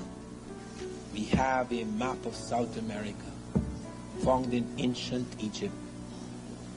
With correct latitudinal and longitudinal coordinates. I showed that to NASA. I was the first person to go to NASA to study blacks in space. They have found a map of South America in ancient Egypt. It was known as the Piri-Reis map because of a Turkish admiral who found it there. And it has correct latitudinal and longitudinal coordinates. No European could have drawn such a map until after 1744 when the chronometer was invented, yet the Africans had it before Christ. John Williams, the novelist, author of The Man Who Cried I Am, had been to Mexico and met a strange German, last of the Royal House of Germany. Hitler had put him in charge of the German embassy in D.C. and something happened and he was dismissed. I was later to find out why he was dismissed by Hitler, because Hitler sent around a circular saying that everyone in the diplomatic service has to sign a statement saying they're a pure Aryan. And von Wutenow wrote back. Now, he was a count, the last of the royal house in Germany. This was strange for von Wutenow, strange for anybody in that position. Wrote back to say, there is no such thing as a pure Aryan. All people have black blood. Oh, God, he had to flee after that, because Hitler would have gotten him. So I rushed off to Mexico to meet this strange man. And I went to his chateau, and he'd heard about me because I had written him first and told him what I had done. And we sat in that place, okay? We sat on his steps half the night arguing because he couldn't, you have to show me a hell of a lot of evidence to convince me of something that everybody believes is true history. And he says, I said, I have to see these heads. He said, I have a few in my study. I said, that's not good enough. I have to be sure that they are valid, that you're now making this up. He was a little annoyed by that. He wanted to throw me out of the house. But nonetheless, I persisted. You have to prove this to me. I need to see sculptures of these people. And he says, they're not in the big museums. They don't take chances like that in the big museums. You have to go to private collections. And the next day he started to take me to private collections, and I was utterly stunned. You would be surprised how much history is hidden in private museums. They don't allow these things in the big places. It's just like in Egypt. I am responsible for returning to the modern Egyptians the splinters of the Sphinx's nose and chin which Napoleon's army blew off. A friend of mine, Garland Roberts, an adventurer, he was in England. He went into the British Museum and he found that they had the splinters of the Sphinx's nose and chin. How he did that, but he's a fellow, he's a daredevil. He would risk his life just to prove a point. And I says, you go back there. I'm going to pay your way to Britain. You go back and photograph the damn thing. Pretend you are a, messenger boy, whatever it is, get a job there, get the damn thing. And he brought back startling pictures. And I called Sheikh Anta Diop, head of the radiocarbon laboratory in Dakar. He's dead now. He was the leading African scientist. And I got in touch with him and I told him what had happened. And I got in touch with Gamal Abdel Mokhtar, the Arab delegate at UNESCO. Sheikh Anta was at UNESCO too. And I got in touch with, I told Garland Roberts, he has to be on the phone. And we started a conversation with the British Museum. And I started out by saying, sir, we understand and we have hard visual proof that you have the splinters of the Sphinx's nose and chin in your museum. And I have the Arab delegate at UNESCO here and the African delegate, etc. And we'd like to negotiate the return of the splinters of the Sphinx's nose and chin to the Egyptians. Now, okay, now, Van Sertima, we can't do that. See, most of the things we have in our museums come from all over the world. If we started returning things to this and that country, we'll have no museums. I said, sir, we're not asking you to destroy the museum. This is a specific object. This is a matter of the very gravest importance. I have on the line with me Gamal Abdel Mokhtar, the Arab delegate, Sheikh Anta Diop, the African delegate, myself, Garland Roberts, who has proof that they were the pieces, it's me, he photographed them. And he said, well, we will consider it. Do you know? Sheikh Anta spoke. I had a French translator. Sheikh Anta spoke. I spoke. Garland Roberts spoke. Do you know the Arab delegate? We're returning it to the bloody Arabs, you know. He never said a bloody word. Because the Arabs are not Egyptian. Don't make any mistake about that. It's just like we're in this room here. This is America. It would be hard to find a Native American in this room. The world has changed dramatically. There have been half a dozen invasions of Egypt, the Persians, the Greeks, the Syrians, the Persians, the Greeks, the Romans, the Arabs. That is not Egypt. Egypt is no longer Egyptian. They have not a damn thing to do with the building of the pyramids. We now have hard proof, very hard proof, that Egypt was African when the pyramids were built. There is no question about it. This is not guesswork. This is not theory. We found the skeletons in the ancient graves. We found sculptures, which you'll never see when you go to Egypt. They don't put those things on display. But now we have the hard proof. And we've discovered 3 currents of Africa that take you automatically to America. There's one off the Cape Verde, one off the Senegambia coast, one off the southern coast of Africa. Once you are caught in those currents, you have to come to America unless the fish get you first. Whether you have an engine or not, the water is the engine. It's very powerful, and it's exactly where those currents end that we find the African presence. It goes to Mexico. It goes into other parts of America. It goes to Brazil. They recently found an African Negro woman. I say Negro because not all blacks are Negro. The African has 6 faces. For example, if you're in a dry African climate, you have a narrow nose. If you're in a wet or moist African climate, you have a broad nose. Most people don't know that. They don't know they have 6 types of African. There's the Nilotic type. They're all black. They have the Nilotic type, the so-called true Negro type, all sorts of types they have. And all of these types appear. But what is most extraordinary is the evidence we have of their ships. They had the ships. Thor Heyerdahl became world famous because he got the Baduma people on Lake Chad to build a boat that the Africans built before Christ. Thor Heyerdahl used the boat the Africans built before Christ. They showed him the model. They built the boat. He financed it. A boat they were using before Christ, and it crossed the Atlantic successfully. Heyerdahl told me, Van Sertima, we did not even have to fish. The fish jumped on board.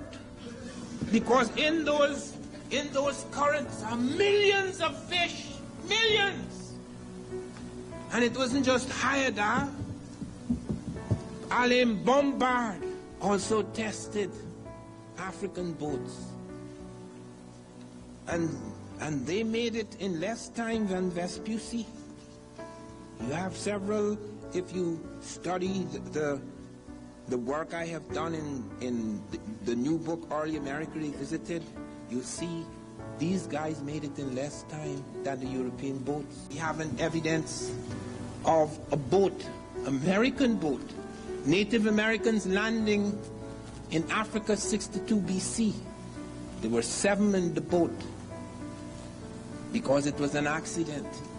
They were taken because the currents that not only take you there and pull you back.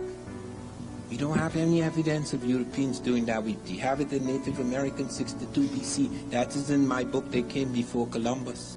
Before Christ, the Baduma people on Lake Chad. It's in my new book, Early America. You'll see the boat. The Africans built it. The current actually takes you into the Caribbean, to Brazil, or parts of South America, to Mexico, etc.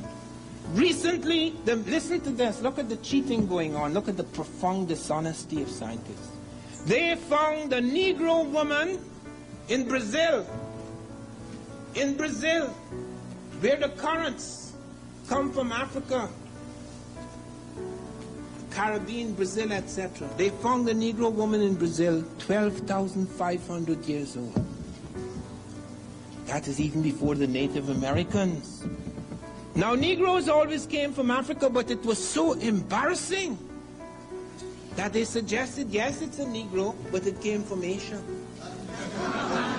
Now, this is Brazil, you know. Brazil is on the Atlantic coast. To come from Asia, you have to get a boat that's going to take you all the way to South America, and then you have no car. Currents may take you, help you to get to South America, but then you have to walk to Brazil. Then you get the tip, you have to walk all the way to Brazil to drop your skull. And the New York Times ran the story like that, you know, thinking, and they even changed the name. When they found this Negroid woman, they call her Louisa, because the first human we found on earth is Lucy in Africa. So they call her Louisa. But when it got to the New York Times, they call her Valherbe or Malherbe or something like that. And she comes from Asia.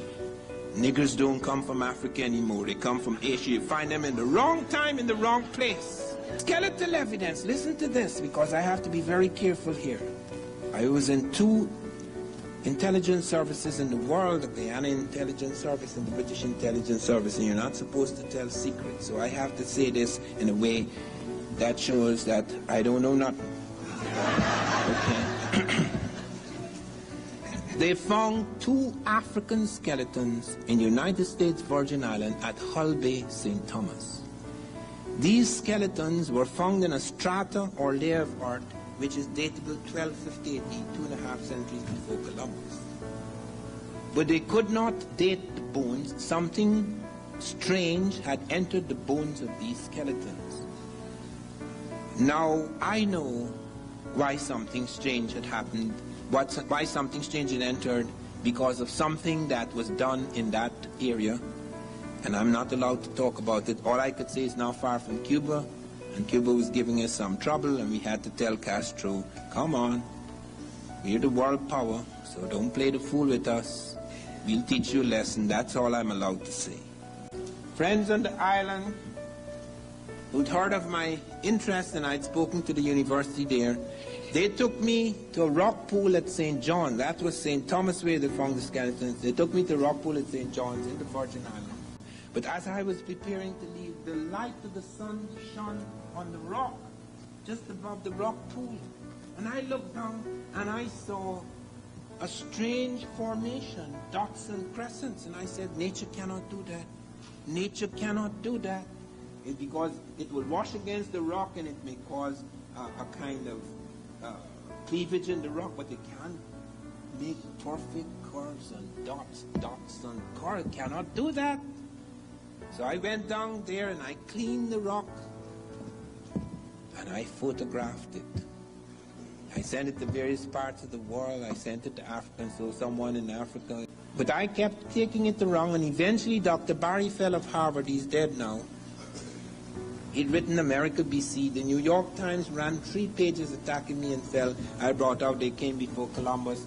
Barry Fell brought out America BC. He was dealing with other kinds of contacts. I was dealing with African contact. The New York Times ran 3 pages attacking me and Fell. They wouldn't even allow anybody in America. But fortunately for me, Dr. Clarence Wine, the oldest of American archaeologists, who'd been on the place where they found the stone heads with African faces, he wrote a marvelous essay on me. Because he was the oldest American archaeologist, they couldn't kick out his essay. So he said, I am absolutely convinced of the soundness of Van Sertima's conclusions. So if I did not find that script which was translated, plunge in to cleanse yourself, this is water for ritual ablution before prayer, because Barry Fell says, it's Libyan, so I sent it to the Libyan Department of Antiquities, and they came up with the translation. Plunge in to cleanse yourself, this is water for ritual ablution before prayer. And then comes a map. It's in my new book, a map of Brazil that shows independent black settlements in Brazil, pre-Columbian. And then comes the oral evidence in Mali. They speak of a king, Abu Bakr II, who wanted to cross the ocean because he felt there was land beyond.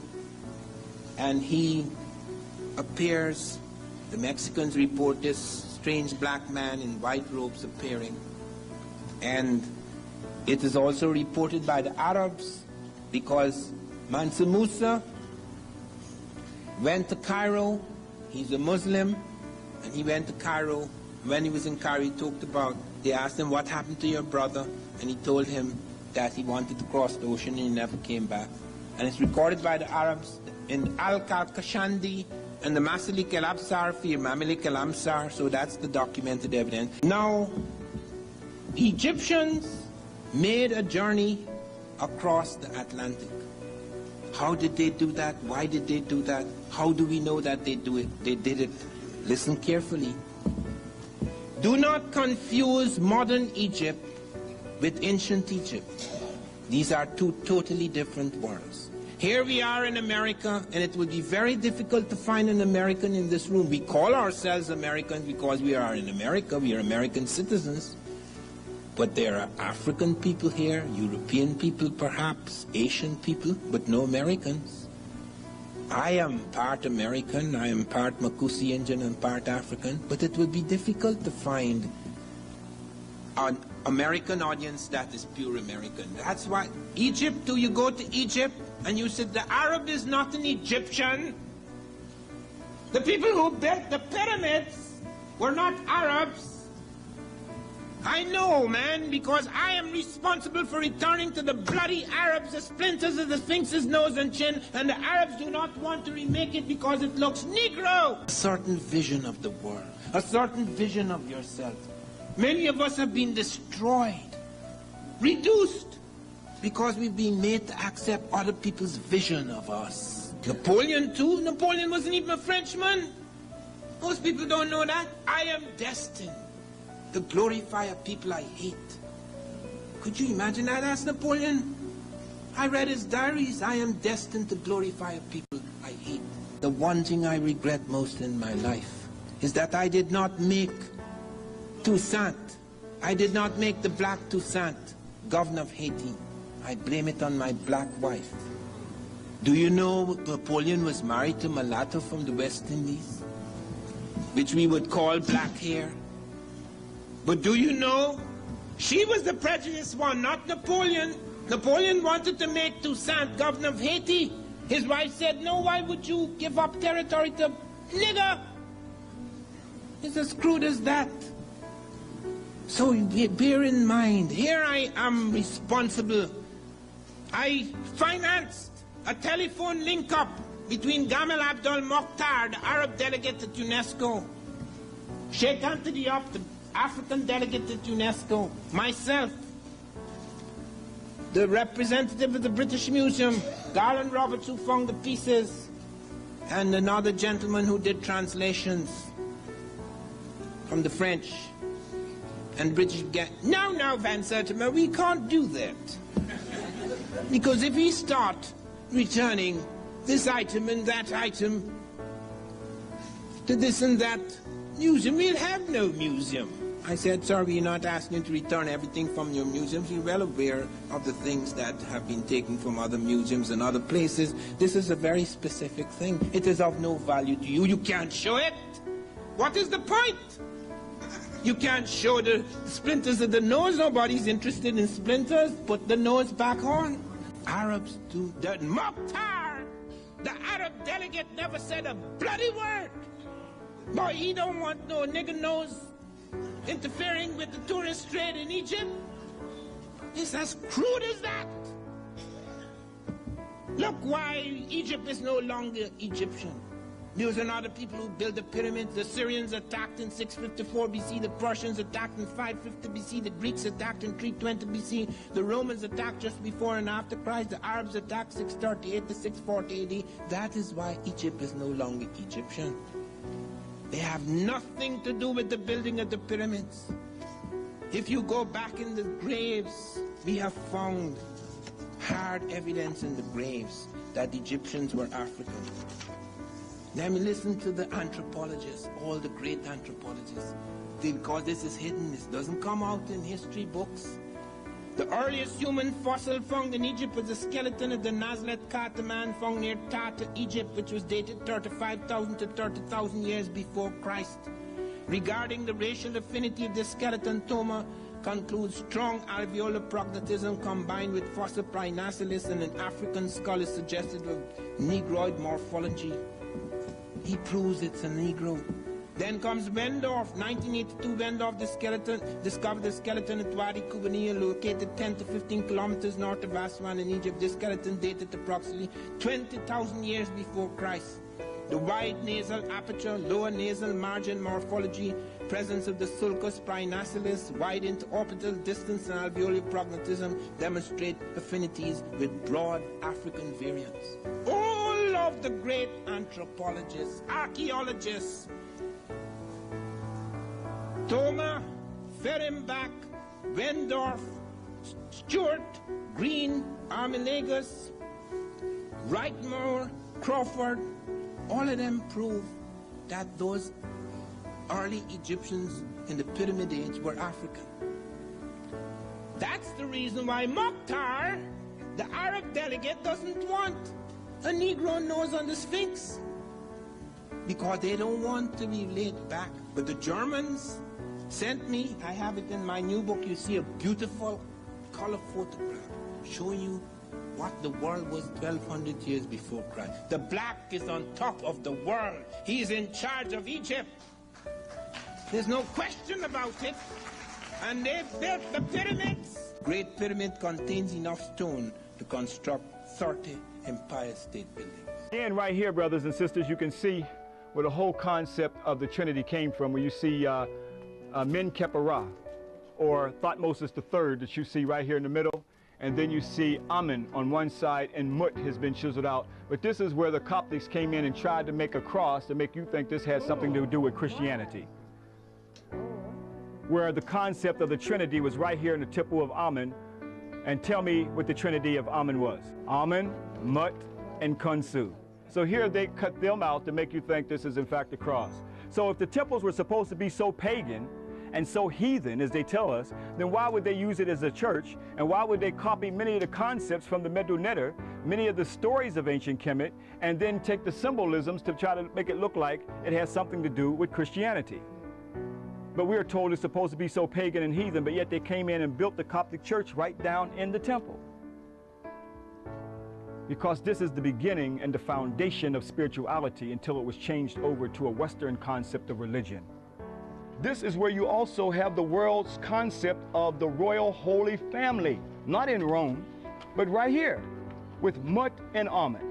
I know that's oblivious to our consciousness because our story has been erased and we haven't known it for a long time. The only holy family we can relate to is some Roman Catholicism holy family that has no representation that looks like us. How in the world you can have a holy family that doesn't look nothing about like your babies, I don't know. Even though the cross, when we get into Upper Egypt, I'm going to show you, it's an African symbol also. It's called the Amsu. It symbolized the spiritual resurrection until the Romans corrupted it. And to the crucifix, had nothing to do with crucifixion, but for a spiritual resurrection that we're going to get into the lectures. Here it took 40 years to go to school. This is where the Karihat priests had to come here for 40 years. Initiation into this particular temple. Where they were baptized, you're going to see the sacred lake when we go around the side, as you already saw. Where baptism first took place long before John the Baptist. Some of this is hard for us because we've been locked within our belief system. In the Tahuti text, seek and ye shall find. And once you find that truth, know that truth, because it is that truth that'll set us free where it ended up in John. For you to know thyself. Hotel. Yeah. You see how massive this temple is now. Right now we're in the shrine of Makari Hatshepsut. She was the queen pharaoh of the 18th dynastic period, who ruled ancient Kemet, who protected ancient Kemet during her time. You're going to see her funerary temple day after tomorrow, just to see how serious a sister that she is. Although some who did not respect the sister, now some say it was Thutmose III, we have no record of that, but if we look back and see that it may be others who may not appreciated her and chiseled her out. But you see the ox representing baptism. This is where the concept of baptism came from. So you see the ox when she's been baptized by Haru and also by Tahuti, showing the earliest concept of baptism right here of Makari Hatshepsut, a serious sister during the 18th dynastic period who protected Egypt during her time as well as ruled the throne of all of Kemet. Now we're going to come down here a little bit. Mem is a form of Amen. Now you can see the erect penis of Mem, showing that circumcision was already known by African people long before Abraham. We are told that Abraham started circumcision where he circumcised his son Isaac. If you be a Jewish or Christian, Judeo-Christian background, if Muslim, it was Ishmael. But circumcision was known in Africa thousands of years before Abraham. And even if you look at the old Greek freaks, in fact, they didn't even have a penis, much less they weren't, as you can clearly see, they weren't even circumcised. This is the god Apollo of the Greeks. Okay, you see it as, look at the size of Mem's penis and the Greek's penis. You see that that's why they got a lot of problems today. You see, so clearly you can see the penis, again, in ancient Kemet coming out from the navel. Now, do you see the X on Mem? Again, showing his arms straight up, showing resurrection. So symbolically saying resurrect from the dead, giving life and resurrection. So the erect penis also represent resurrect. Now let's get into this a little deeper. So our ancestors had no problem showing the earliest concept of resurrection, showing Osiris or Asaru, the first black god resurrecting from the dead 4,100 years BC. See Asaru with the large erect penis and with the sun? Why is the sun above his penis and the scarab? The scarab is Kaparoth, that means to self-create. He's going to self-create himself. He's going to produce the new sun, just like the sun that rises in the east. Now, our ancestors looked at everything with nature. Right before sunrise, brothers, what happens to you right before sunrise? You get an erection right before sunrise. Remember those songs, The Best Love is early in the morning, right before sunrise. So clearly, our ancestors had no problem showing with nature, showing that right before sunrise, there was the erection as well. So sisters, if you have any problems with the brothers, just wait for sunrise. Everything will be all right. Now, let me show you something deeper now. Steeple on the church for the resurrection, which in fact was no other than the great god's Asaru's penis on top of the church, showing the sun that you see right here and the sun on the church that resurrects in the east. This was the symbol for resurrection. Break it down. Tahuti. Tahuti representing the scribe of writing, laws of science, or should we say the Neteru, the divine entity. When we lock into saying gods and things, that's what the European would like for us to say, trying to lock into polytheism, but the Neteru, where nature comes from. So again, they looked at nature. So what is it about Tahuti do you think that was the best symbol to represent the writing and science and intelligence? What do you see about the nature? The bill. See, the long bill represents what? The pen for writing. So he also was represented as a divine word that came to Isis and said that she would give forth a holy birth. Didn't an angel? Yes. Didn't an angel? We're going to see that at the temple of Isis. See, further south we get, the deeper it's going to get. And at the temple of Isis, Tahuti, who was the Lord of the voice from heaven, came to her and said that she was going to give forth a virgin birth, an immaculate conception. Didn't an angel come and tell Mary that she was going to be born of a virgin birth and immaculate conception? So he was the one. Yeah, what a coincidence. But wait a minute, it's even deeper, because Makari Hatshepsut, when you see, when we get to the Valley of the Kings day after tomorrow, she's born of immaculate conception and virgin birth. That's right there on her temple. So the virgin birth is an ancient story right here in Kemet. But the most ancient, of course, would be Aset, is her true name, that the Greeks call Isis, by the way. Osiris was called Asaru, you see, and Horus was called Haru. So when we say Isis, and when we say Osiris, and we say Horus, that's the Greek terminology, but when you say Asaru, Aset, and Haru, that would be the African terminology of the earliest Trinity concept. But again, Makari Hatshepsut was born of immaculate conception. We're going to see that tomorrow as well. So there's a continuous story. Now you see Mut, Here you see Mut. This is where we get the term mother from. This is the wife of Amun. You can't conceive of a god without a wife. Our ancestors understood that their concept of theology, their concept of the spiritual belief system, they understood that realm in the relationship to the living realm. They couldn't see God without a wife. We look at the relationship with our own experience here. Man makes up theology. Man makes up the God concept. That's why the Bible is revised anytime they want to revise it. In the King James Version, it's translated down through the ages. So here you have Mut. This is where we get the term mother from. The goddess Mut, who was the wife of Amun that you see right here sitting on the throne.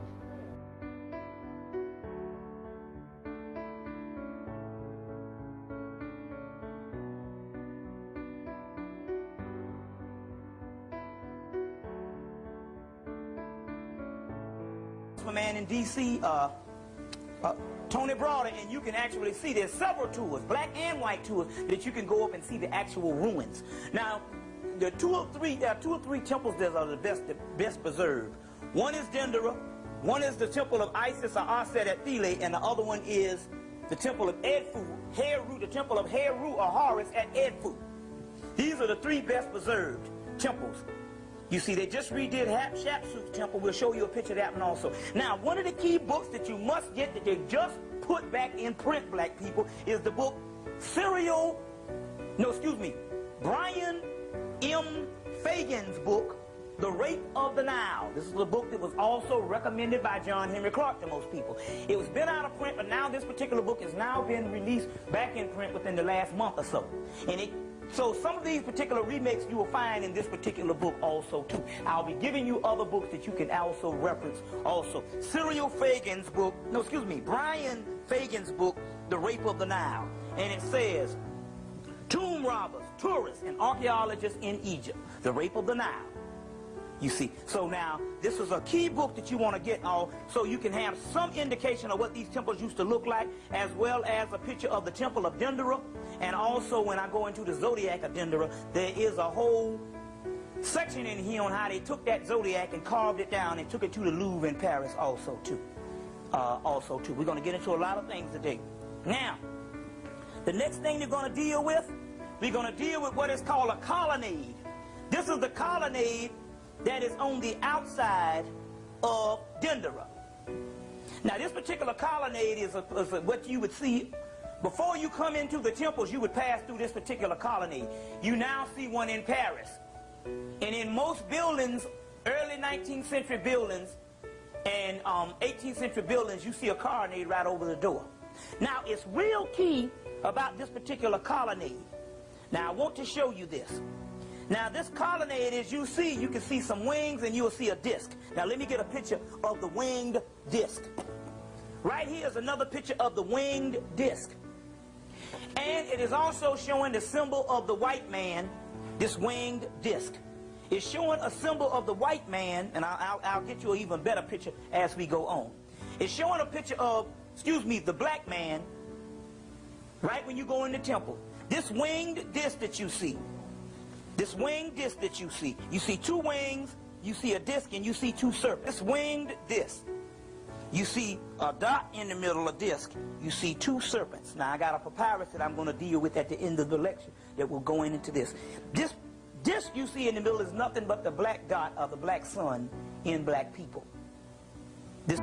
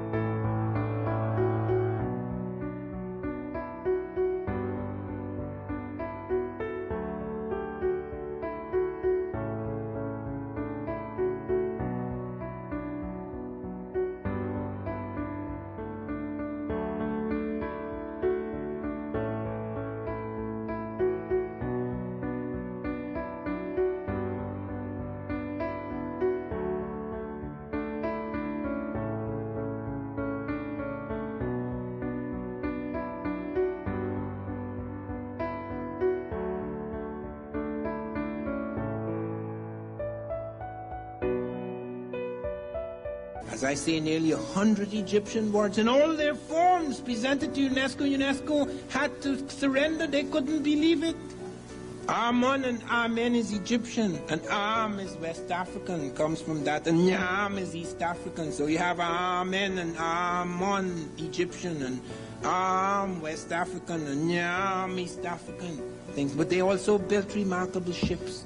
And we have evidence, not only they show their ships moving, but they show, it is shown about the Americans, the Popol Vuh, the Bible, the Quiche Maya. I have the Bible, the Quiche Maya, that shows blacks arrived in America before Christ.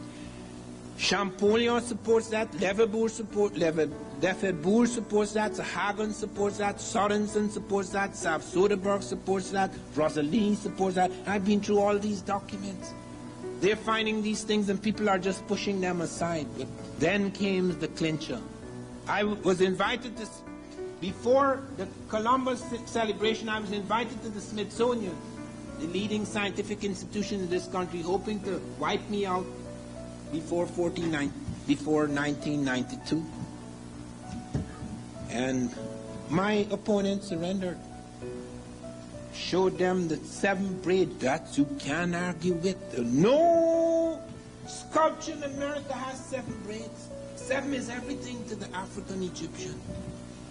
All this thing about God created the world in 6 days and rested in the 7th, that is taken by the Christians from the Egyptians. Jesus was in Egypt. Even the word Christ, he's not Jesus Christ, he's Jesus the Christ. Christ is an Egyptian word, K-R-S-T, Christ. K-R-S-T, the anointed one. That's how he became the Christ. Don't dismiss him, okay? I'm just pointing out the terms, and he appears among the Egyptian doctors. And so you get certain evidences like that, and I've checked out this. I have so many sources. Champollion, reporting the 7 ships arriving from across the water. Champollion, Lefebvre, Sahagan, Sorensen, Sav Soderberg, Rossellini, and above all, the Bible of the Quiche Maya. They destroyed so many books in America, but they didn't destroy all the Bibles of the Quiche Maya. So we have that reporting these dark-skinned people arriving on 7 ships, and they have the 7 ships. And then we have the clincher. We have a map of South America found in ancient Egypt with correct latitudinal and longitudinal coordinates. I showed that to NASA. I was the first person to go to NASA to study blacks in space. They have found a map of South America in ancient Egypt. It was known as the Piri-Reis map. Is a form of Amen. Now you can see the erect penis of Mem, showing that circumcision was already known by African people long before Abraham. We are told that Abraham started circumcision where he circumcised his son Isaac. If you be a Jewish or Christian, Judeo-Christian background, if Muslim, it was Ishmael.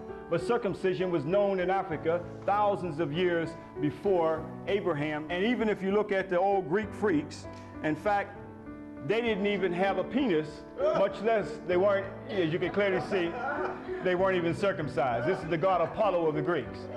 Okay, you see there's, look at the size of Mem's penis and the Greek's penis.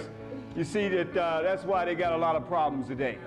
You see, so clearly you can see the penis, again, in ancient Kemet coming out from the navel. Now, do you see the X on Mem? Again, showing his arms straight up, showing resurrection. So symbolically saying resurrect from the dead, giving life and resurrection. So the erect penis also represent resurrect. Now let's get into this a little deeper.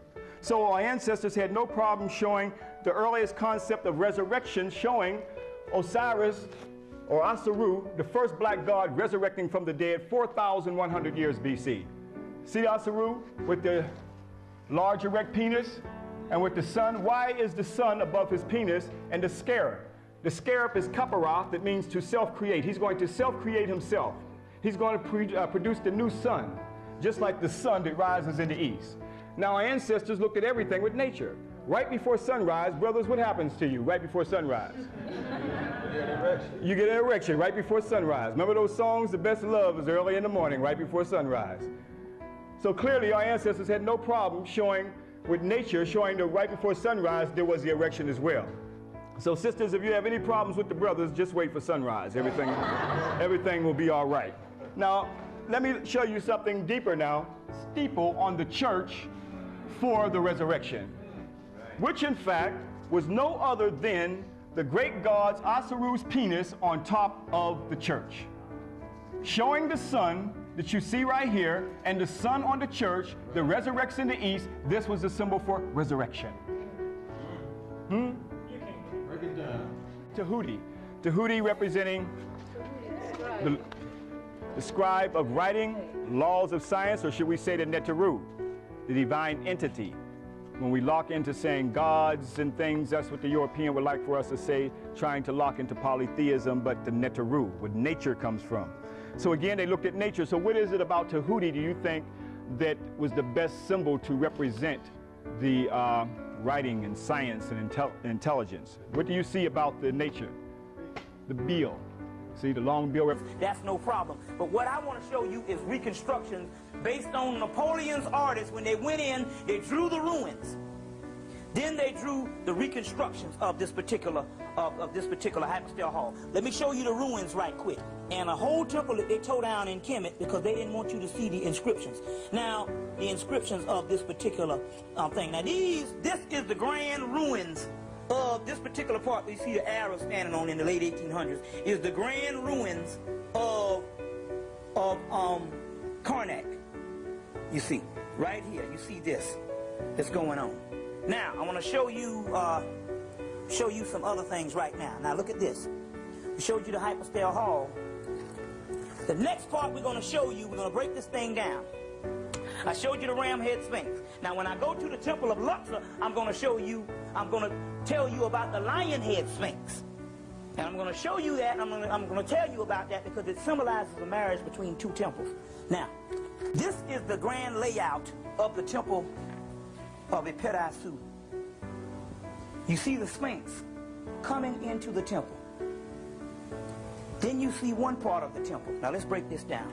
Let's go step by step. This part of the temple that you see right here, this is the grand layout. Right here. Huge. This is the hypostyle hall. When you see these dots, it's showing the actual layout of the hall of many columns. These are the columns that I first showed you standing on the outside. This is the inside wall. These are the two colonnades. These pictures, these dots are the Sphinx. This is how it actually looks. These columns are standing up here. You see them right here. The hypostyle hall that I just showed you, you see them right here. Now, this is the first part that we're going to deal with. The first part, you see this doorway here. You see these colonnades, right?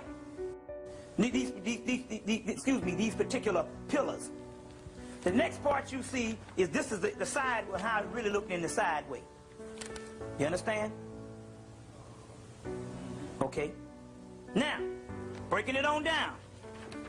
The next part we're going to deal with is the hypostyle hall. See if I can find a picture of the hypostyle hall. This is the hypostyle hall. So next, this is the hypostyle hall. This is the dots that you see here, which represent the columns. This is the hypostyle hall. This is the next part. And this goes with this. So the temple goes like this. Now, because we had to blow this into sections. So this is the second part. These are the halls of many columns that I first showed you. That's the second part. You got that? This is the statue of one of the kings, the Pharaohs. This is the first part. Now that's the second part of the grand hypostyle hall. This is the outside courtyard. Then you're going into the inside because you see so this is an astronomical zodiac. Now this particular zodiac, like I said, in this particular temple was built in Kemet.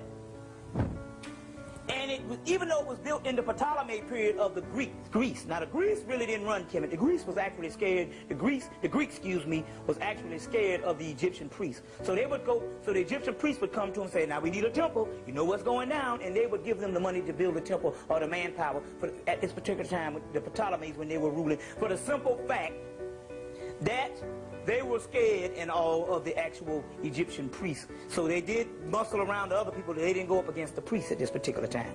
The priests understood in divine prophecy that the Greeks had to rule as well as Kemet had to fall. We'll get into that in a few minutes. Also, so they built this particular temple and they tore down an ancient temple And the ancient temple that they tore down had a hieroglyphic based on a papyrus, a crack in the wall, and they actually fashioned the actual temple. So even though the stones, and they always use the older stones, they use the stones from the older building to build a new one back. So even though this is a newer temple, it contains the oldest and it is the most complete findings in the world is in the temple of Dendera. And this zodiac is approximately 90,000 years old. This is what you're seeing right here. And on here it has the origins of the black woman being God and woman being God, period. The great microcosm of the macrocosm, which a triple blackness of space is called chaos. The womb of the universe, because everything is born from a feminine principle. Check. Now, let's go on. And we'll deal with some other things. Now, Dr. Ben said that, now, based on Brian Fagan's book, Rape of the Nile, you're going to find out that the French blew this thing down. And they took this particular zodiac to Paris. It's in the Louvre in Paris, and they put up another plaster zodiac. Now, what had happened was it was a rush on who was going to get this zodiac. So the French, the Britons were coming was coming to get it. But before they got there, a French cat took some Arab help and blew it down. And on the way taking it to the ship, it fell into the Nile, and they needed more help. But they got it up out of the Nile, and they took it and they put it on the ship and rushed it to France before the British could get in and get it. You understand what I'm saying? So it's, this particular, the original replica is now in the Louvre in Paris, in the Egyptian antiquities also too. Very key, because everything is in here. Now, when we deal with the actual star systems of all of these particular temples, you're going to find out that all of these particular temples are based around the star system Sirius, which is called Syriac architecture. With Dendera, with very authenticity, and also we want to treat this with a fine-tooth comb, because this particular temple of Dendera also indicates where we are going as black people, as well as the temple of Edfu and other things that we're going to get into. Now, this temple of Dendera, what you see here is a remake of the temple of Dendera. And what I mean is I'm going to show you Dendera in its ruins. This would be Dendera in its ruins. Now, Dendera is a place in Kemet, but this is actually the temple of Het-Heru, known as Hathor. Now, this is the ruin part where you see where the 19th century Napoleon artists came in and they redid the actual temple. So what happened was they came in and they drew these temples first. Then they did what you would call the representation of how it would look in ancient Kemet. And this is the remake of that particular temple.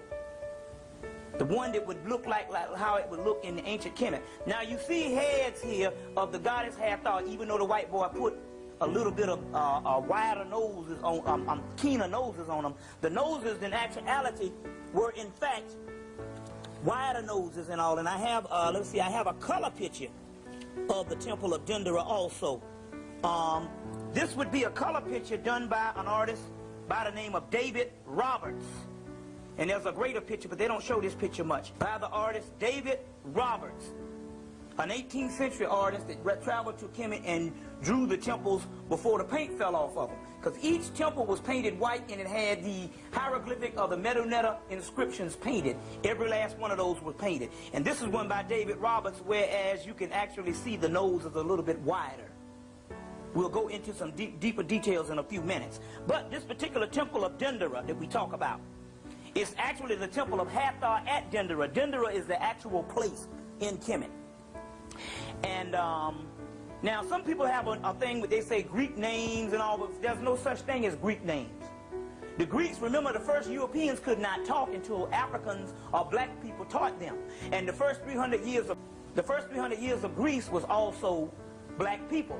So they are the people that taught the language. So in actuality, when you hear Greece, you are hearing fundamental African language. So Egypt, it means GHETTOS, which means black, is also a fundamentally a Greek language, but it's actually a fundamental African language. There's no such thing as a European language, period. Because even Rome, the first 200 or 300 years of Rome, were black people. So therefore we understand that even the Romans, remember the European couldn't talk, get Boney's account.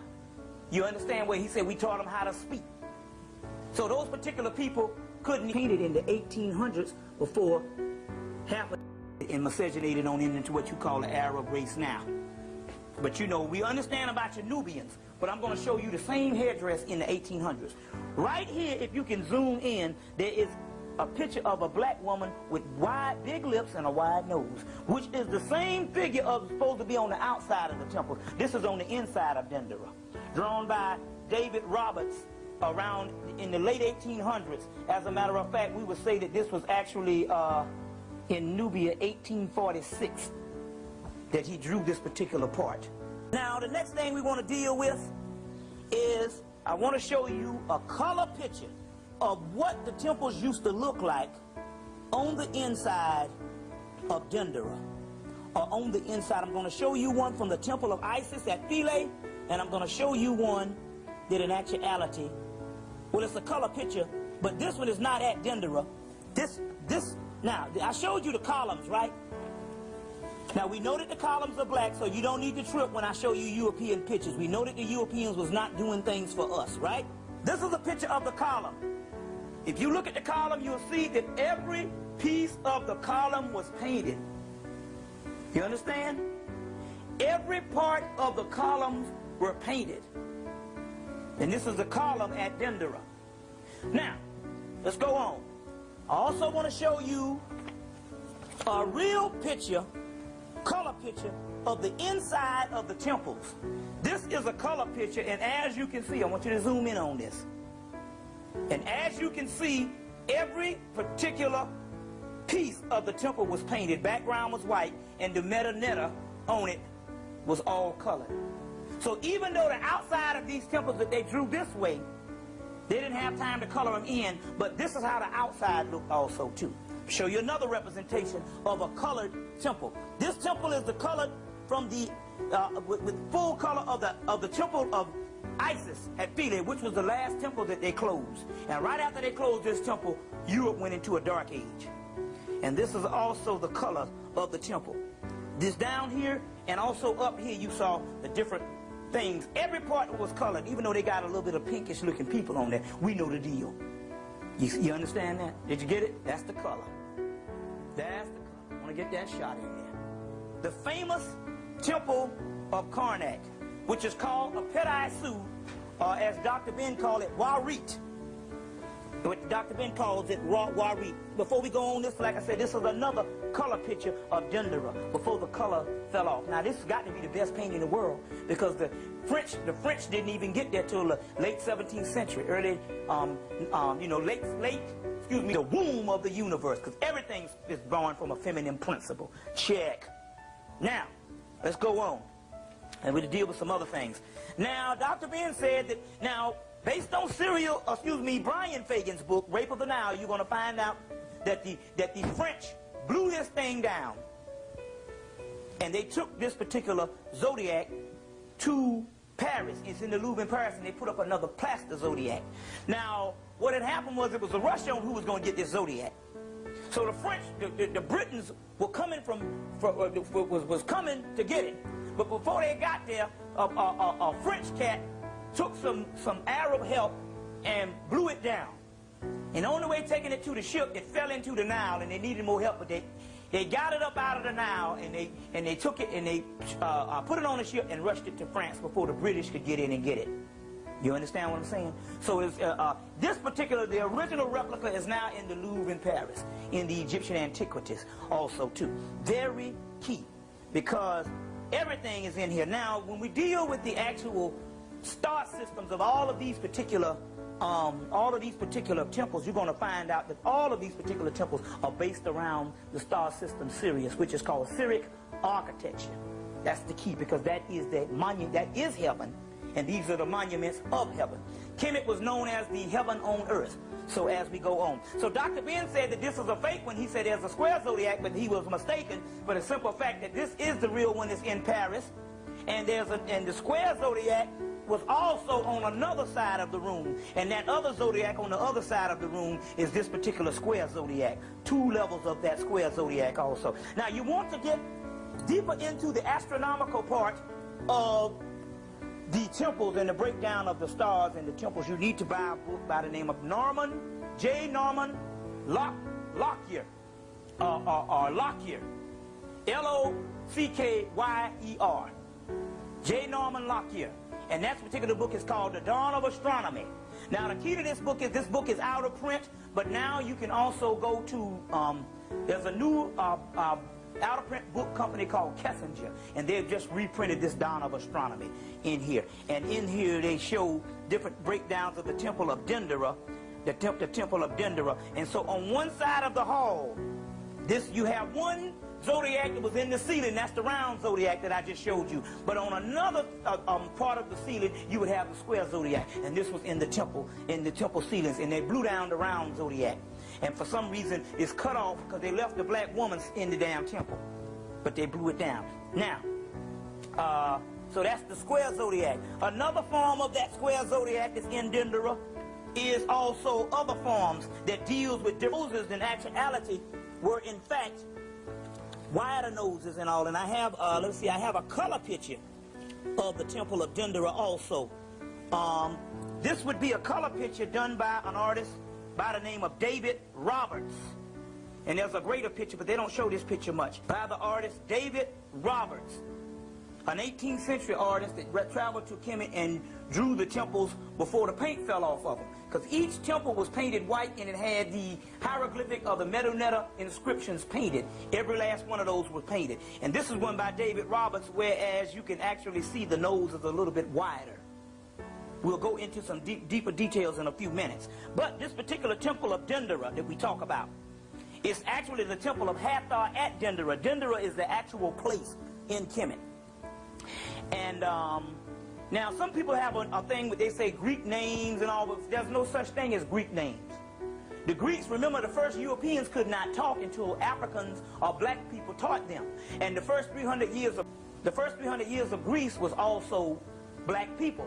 So they are the people that taught the language. So in actuality, when you hear Greece, you are hearing fundamental African language. So Egypt, it means GHETTOS, which means black, is also a fundamentally a Greek language, but it's actually a fundamental African language. There's no such thing as a European language, period. Because even Rome, the first 200 or 300 years of Rome, were black people. So therefore, we understand that even the Romans, remember the European couldn't talk, get Boney's account. You understand where he said we taught them how to speak. So those particular people couldn't even talk at that particular time. So the actual indigenous black people of Rome and Greece taught them how to talk. Now we have evidence on that also too. Now at this particular time, you will see the back view of Dendera. The back view of Dendera also too. Now Dendera is a very important temple. You see the back view? Also, the side view of Dendera. The remakes now. We are interested in focusing on not so much of the ruined temples, because you can go up the Nile with Dr. Ben, Asa Hilliard, Charles Fitch, or also, what's my man in D.C., Tony Browder, and you can actually see there's several tours, black and white tours, that you can go up and see the actual ruins. Now, there are two or three temples that are the best preserved. One is Dendera, one is the temple of Isis or Aset at Philae, and the other one is the temple of Edfu, Heru, the temple of Heru or Horus at Edfu. These are the three best preserved temples. You see, they just redid Hatshepsut's temple. We'll show you a picture of that one also. Now, one of the key books that you must get that they just put back in print, black people, is the... In America, that the Egyptians made a trip to America. They sent out 7 ships. He found it in a tomb in Egypt, where these ships, 7 ships, are heading towards the west. 7 was everything to them. So they sent out 7 ships. And we have it in this painting among the Ramesses around 1200 BC, these 7 ships heading towards the west. And we find intimate interconnections between the Egyptians and the rest of the Africans.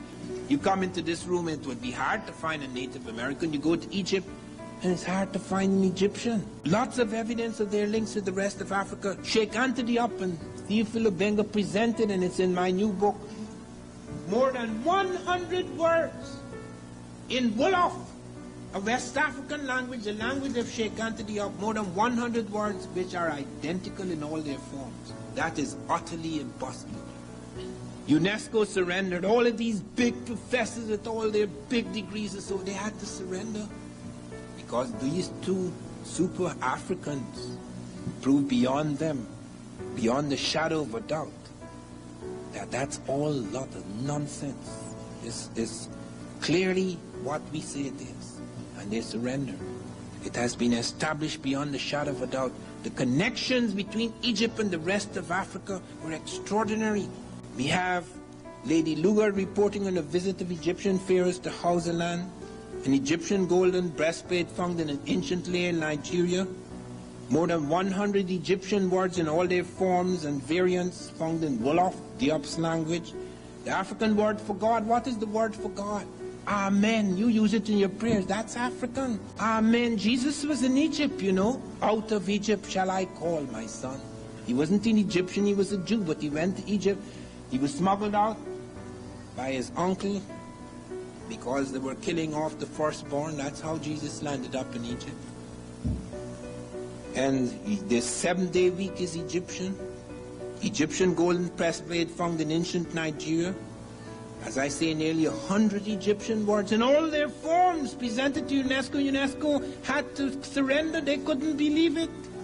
Amun and Amen is Egyptian, and Am is West African, comes from that, and Nyam is East African. So you have Amen and Amun Egyptian, and Am West African, and Nyam East African things. But they also built remarkable ships.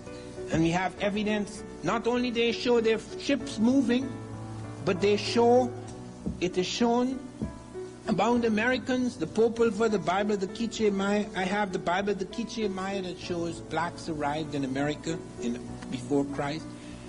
Champollion supports that. Leverbourg supports of what the temples used to look like on the inside of Dendera. Or on the inside. I'm going to show you one from the temple of Isis at Philae, and I'm going to show you one that in actuality, well, it's a color picture, but this one is not at Dendera. Now, I showed you the columns, right? Now, we know that the columns are black, so you don't need to trip when I show you European pictures. We know that the Europeans was not doing things for us, right? This is a picture of the column. If you look at the column, you'll see that every piece of the column was painted. You understand?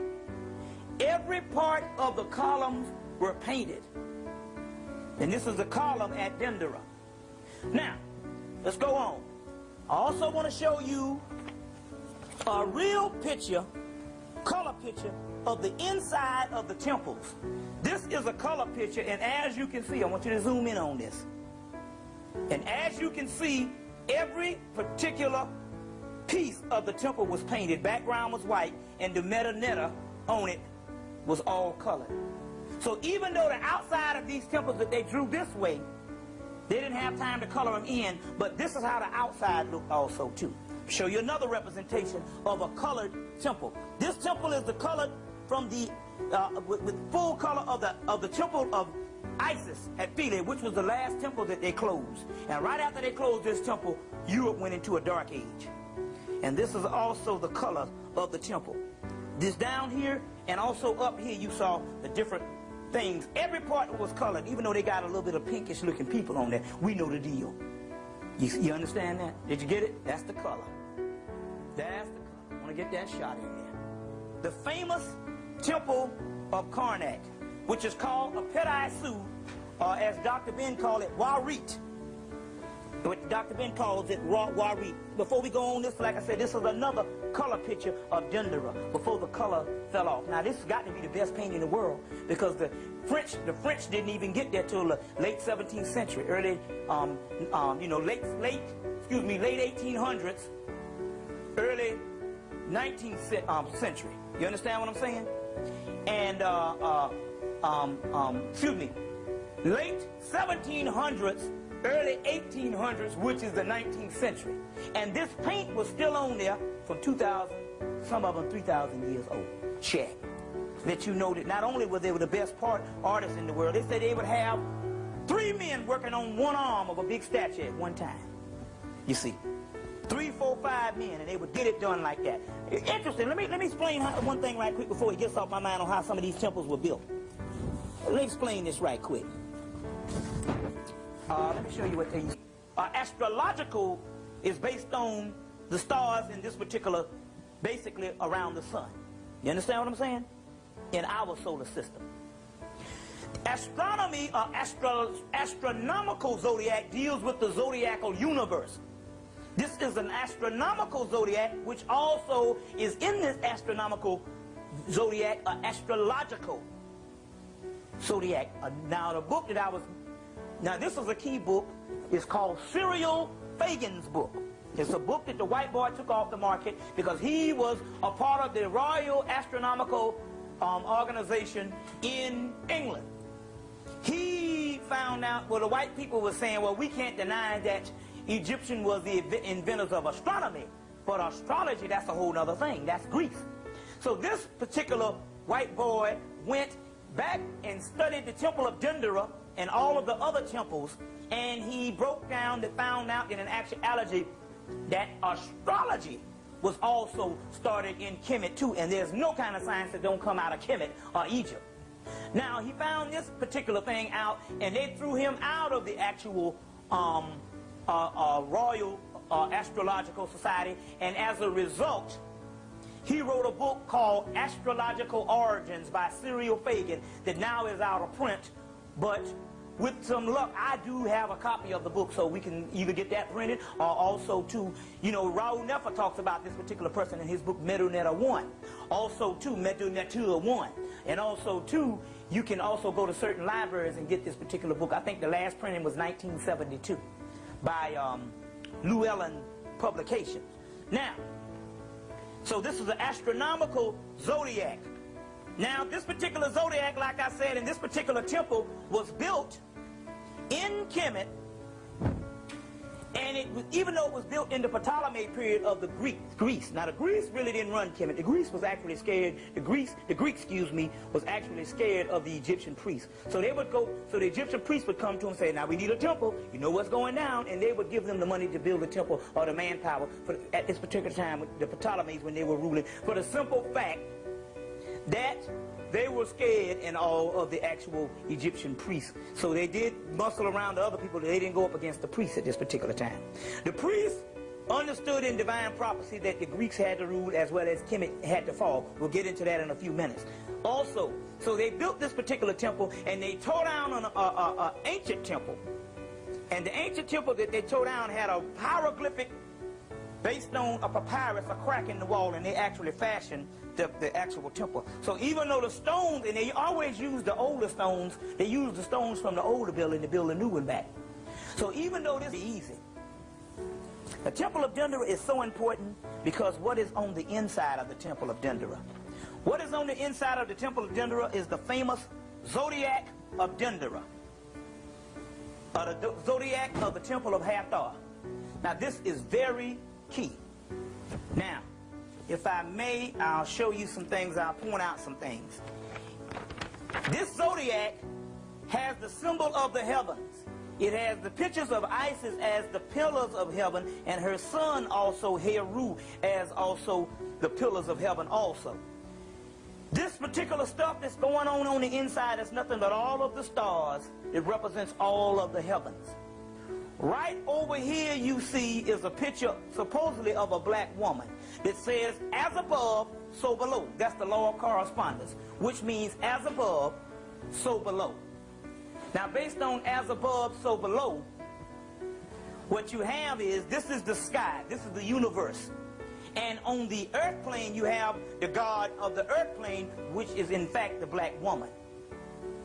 Even though, is it not written in your law that ye all are gods? John chapter 10, verse 34 to 36. The good book you need to read called Ye Are Gods by Annalise Guerin that deals with that. But this particular, the supreme microcosm of the macrocosm is the black female that you see right here stretching out her arms. Also represents the goddess Nut stretching out her arms also. Now, it's real key because on the inside of this particular zodiac, you have a picture of a hippopotamus goddess. And she's giving birth to a dog. This hippopotamus goddess represents the constellation of Draco, the triple blackness of space, that gives birth to her first son. That particular first son is Soot, Al-Sut, which means the god of Sirius, the star Sirius. So the triple blackness of space in the northern hemisphere of the universe called Draco. She gives birth to her first son in her south gate, which is her vagina. And that first son is the first star in the universe known as Sirius, or Sophis, or Sept, or Soot. And that particular star is the central sun of our particular. You have the sun that you see out here is nothing but a reflection of a greater sun. That greater sun is the star sun Sirius, which is the brightest star in our constellations, as well as the true father of our particular universe. But the key to this is that father has a mother. There is no such thing as a father that deals with this woman. So when you talk about the father in heaven, you're actually talking about the son in heaven. And when you talk about the son of the father, you're talking about the grandson, or the son of the son. But the supreme archetype of heaven is the mother, known as the goddess Kali in India. It's known as the goddess Apit here, or Tyert, or the goddess Nut. Now, the birth canal, right? And then when you get to the pulpit, that's the womb, the sanctum sanctorum, known as the Holy of Holies. Now, the white boy switched this up.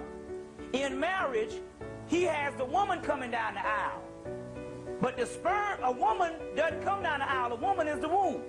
So in actuality, he's supposed to have the man coming down the aisle in marriage, because the man symbolizes the penis and the sperm travels up the fallopian tube, right? The birth canal. Not the woman traveling up, because the woman has a womb. How the hell is she going to need to travel up to her own womb? You see what I'm saying? So they switched this thing around. In actuality, the man is supposed to be led up that aisle, not the woman. You see, one other key thing we need to do when we have African weddings, we need to lead this thing up, lead the man up the aisle. You see what I'm saying? Not the woman. Now, we're going to find out a good book is The Temple and Man, because I'm going to Luxor after this, or what we call Waset.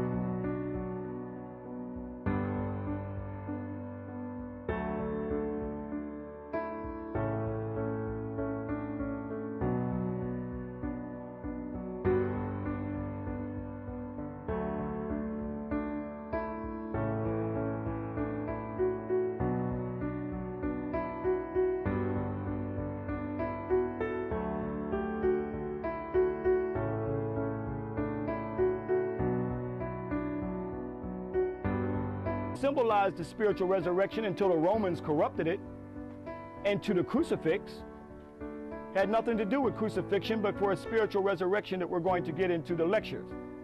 Here it took 40 years to go to school. This is where the Karihev priests had to come here for 40 years. Initiation into this particular temple. Where they were baptized, you're going to see the sacred lake when we go around the side, as you already saw, where baptism first took place long before John the Baptist. Some of this is hard for us because we've been locked within our belief system. In the Tahuti text, seek and ye shall find. And once you find that truth, know that truth, because it is that truth that'll set us free, where it ended up in John. For you to know thyself. Hotep. You see how massive this temple is now. Right now we're in the shrine of Makari Hatshepsut. She was the Queen Pharaoh of the 18th dynastic period who ruled ancient Kemet, who protected ancient Kemet during her time. You're going to see her funerary temple day after tomorrow, just to see how serious a sister that she is. Although some who did not respect the sister, now some say it was Thutmose III, we have no record of that, but if we look back and see that it may be others who may not appreciated her and chiseled her out. But you see the ox representing baptism. This is where the concept of baptism came from. So you see the ox when she's been baptized by Heru and also by Tahuti, showing the earliest concept of baptism right here of Makari Hatshepsut, a serious sister during the 18th dynastic period who protected Egypt during her time as well as ruled the throne of all of Kemet. Now we're going to come down here a little bit. Mem is a form of Amen. Now you can see the erect penis of Mem, showing that circumcision was already known by African people long before Abraham. We are told that Abraham started circumcision where he circumcised his son Isaac. If you be of Jewish or Christian, Judeo-Christian background, if Muslim, it was Ishmael. But circumcision was known in Africa thousands of years before Abraham. And even if you look at the old Greek freaks, in fact, they didn't even have a penis, much less they weren't, as you can clearly see, they weren't even circumcised. This is the god Apollo of the Greeks. Okay, you see there's, look at the size of Mem's penis and the Greek's penis. You see that that's why they got a lot of problems today. You see, so clearly you can see the penis, again, in ancient Kemet coming out from the navel. Now, do you see the X on Mem? Again, showing his arms straight up, showing resurrection. So symbolically saying resurrect from the dead, giving life and resurrection. So the erect penis also represent resurrect. Now let's get into this a little deeper. Do with crucifixion, but for a spiritual resurrection that we're going to get into the lectures. Here it took 40 years to go to school. This is where the Karihat priests had to come here for 40 years. Initiation into this particular temple. Where they were baptized, you're going to see the sacred lake when we go around the side, as you already saw. Where baptism first took place long before John the Baptist. Some of this is hard for us because we've been locked within our belief system. In the Tahuti text, seek and ye shall find. And once you find that truth, know that truth, because it is that truth that'll set us free, where it ended up in John. For you to know thyself. Hotep. You see how massive this temple is now. Right now we're in the shrine of Makari Hatshepsut. She was the Queen Pharaoh of the 18th dynastic period who ruled ancient Kemet, who protected ancient Kemet during her time. You're going to see her funerary temple day after tomorrow, just to see how serious a sister that she is.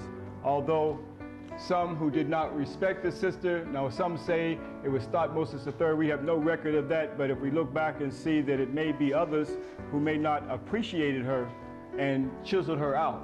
But you see the ox representing baptism. This is where the concept of baptism came from. So you see the ox when she's been baptized by Heru and also by Tahuti, showing the earliest concept of baptism right here of Makari Hatshepsut, a serious sister during the 18th dynastic period who protected Egypt during her time as well as ruled the throne of all of Kemet.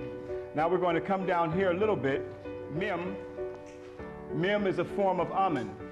Now you can see the erect penis of Mem, showing that circumcision was already known by African people long before Abraham. We are told that Abraham started circumcision where he circumcised his son Isaac.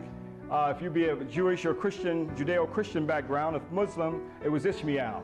But circumcision was known in Africa thousands of years before Abraham. And even if you look at the old Greek freaks, in fact, they didn't even have a penis, much less they weren't, as you can clearly see, they weren't even circumcised. This is the god Apollo of the Greeks.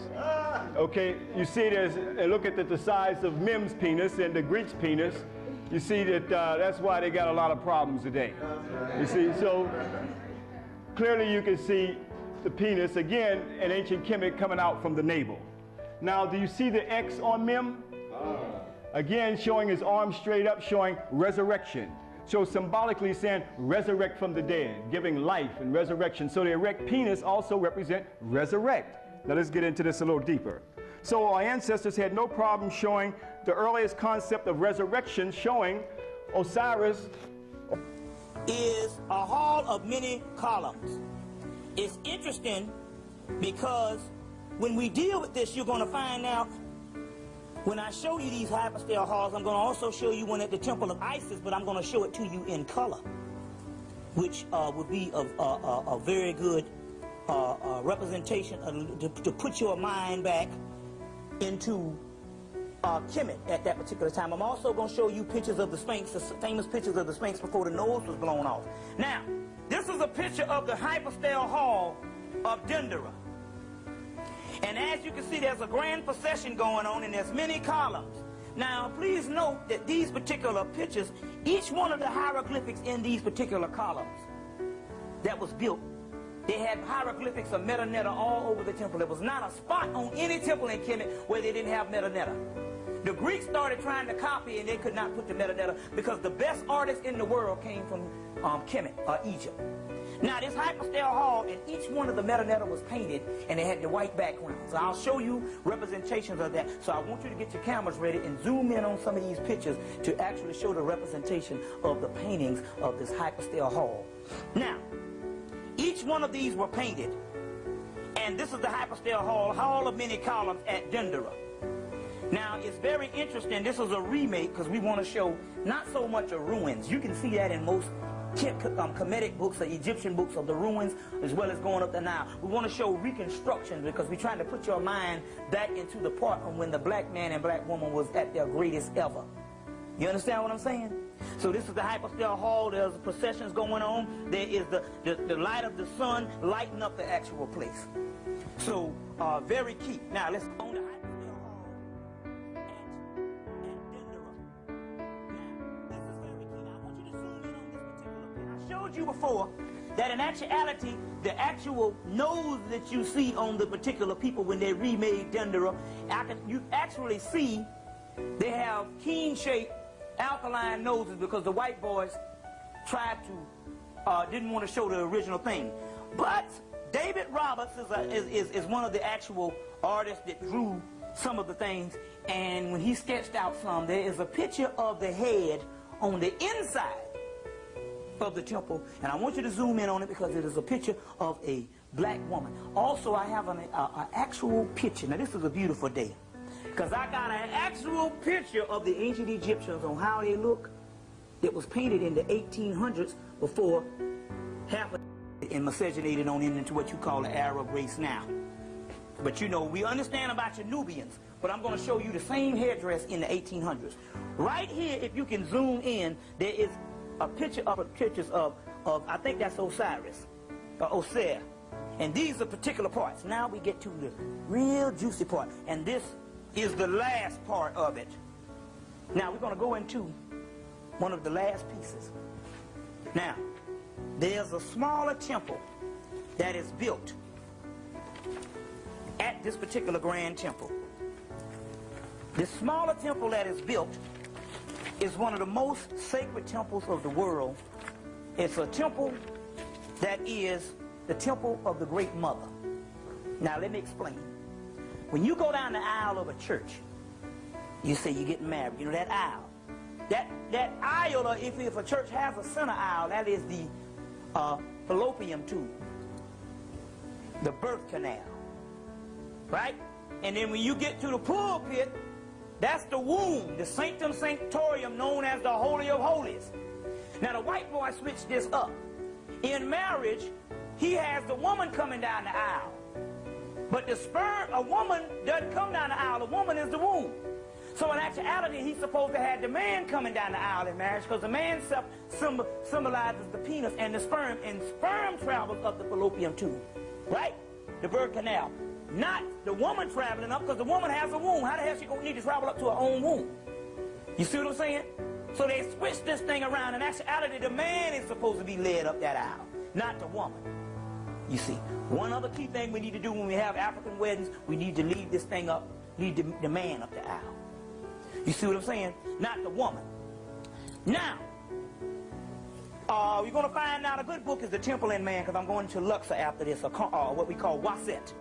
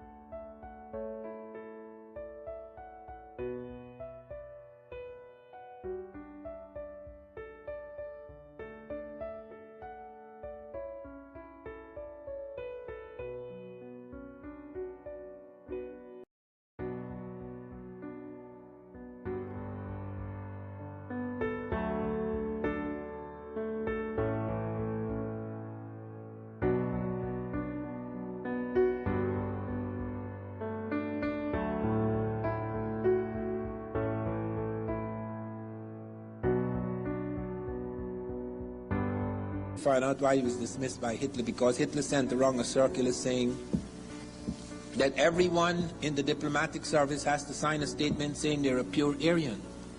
And von Wutenow wrote back. Now, he was a count, the last of the royal house in Germany. This was strange for von Wutenow, strange for anybody in that position.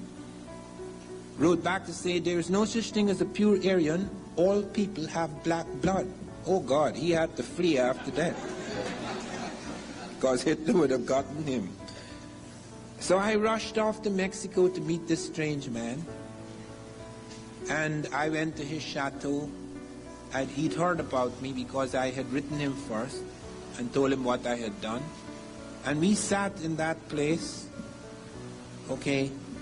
We sat on his steps half the night arguing, because he couldn't, you have to show me a hell of a lot of evidence to convince me of something that everybody believes is true history. And he says, I said, I have to see these heads. He said, I have a few in my study. I said, that's not good enough. I have to be sure that they are valid, that you're not making this up. He was a little annoyed by that. He wanted to throw me out of the house. But nonetheless, I persisted. You have to prove this to me. I need to see sculptures of these people. And he says, they're not in the big museums. They don't take chances like that in the big museums. You have to go to private collections. And the next day he started to take me to private collections, and I was utterly stunned. You would be surprised how much history is hidden in private museums.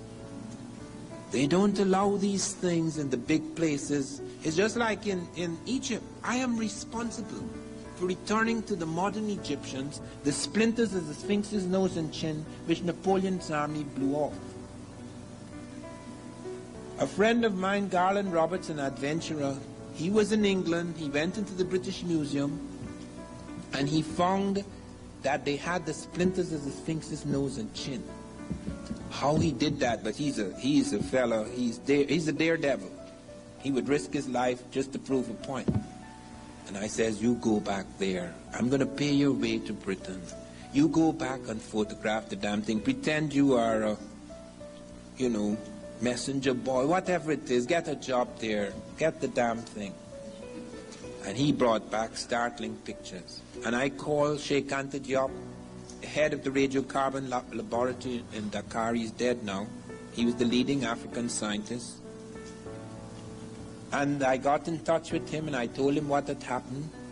And I got in touch with Gamal Abdel Mokhtar, the Arab delegate at UNESCO. Sheikh Anta was at UNESCO too. And we're taking that because the currents that not only take you there and pull you back. We don't have any evidence of Europeans doing that. We have it in Native American 62 BC. That is in my book, They Came Before Columbus.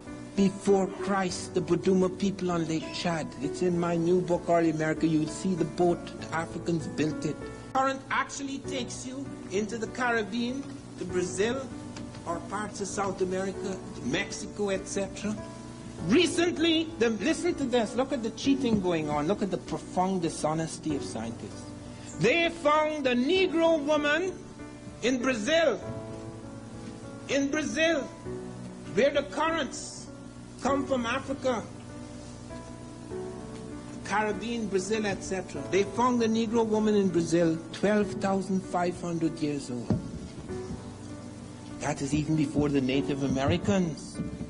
Now, Negroes always came from Africa, but it was so embarrassing that they suggested, yes, it's a Negro, but it came from Asia. Now, this is Brazil, you know. Brazil is on the Atlantic coast. To come from Asia, you have to get a boat that's going to take you all the way to South America, and then you have no car. Currents may take you, help you to get to South America, but then you have to walk to Brazil. Then you get the tip, you have to walk all the way to Brazil to drop your skull.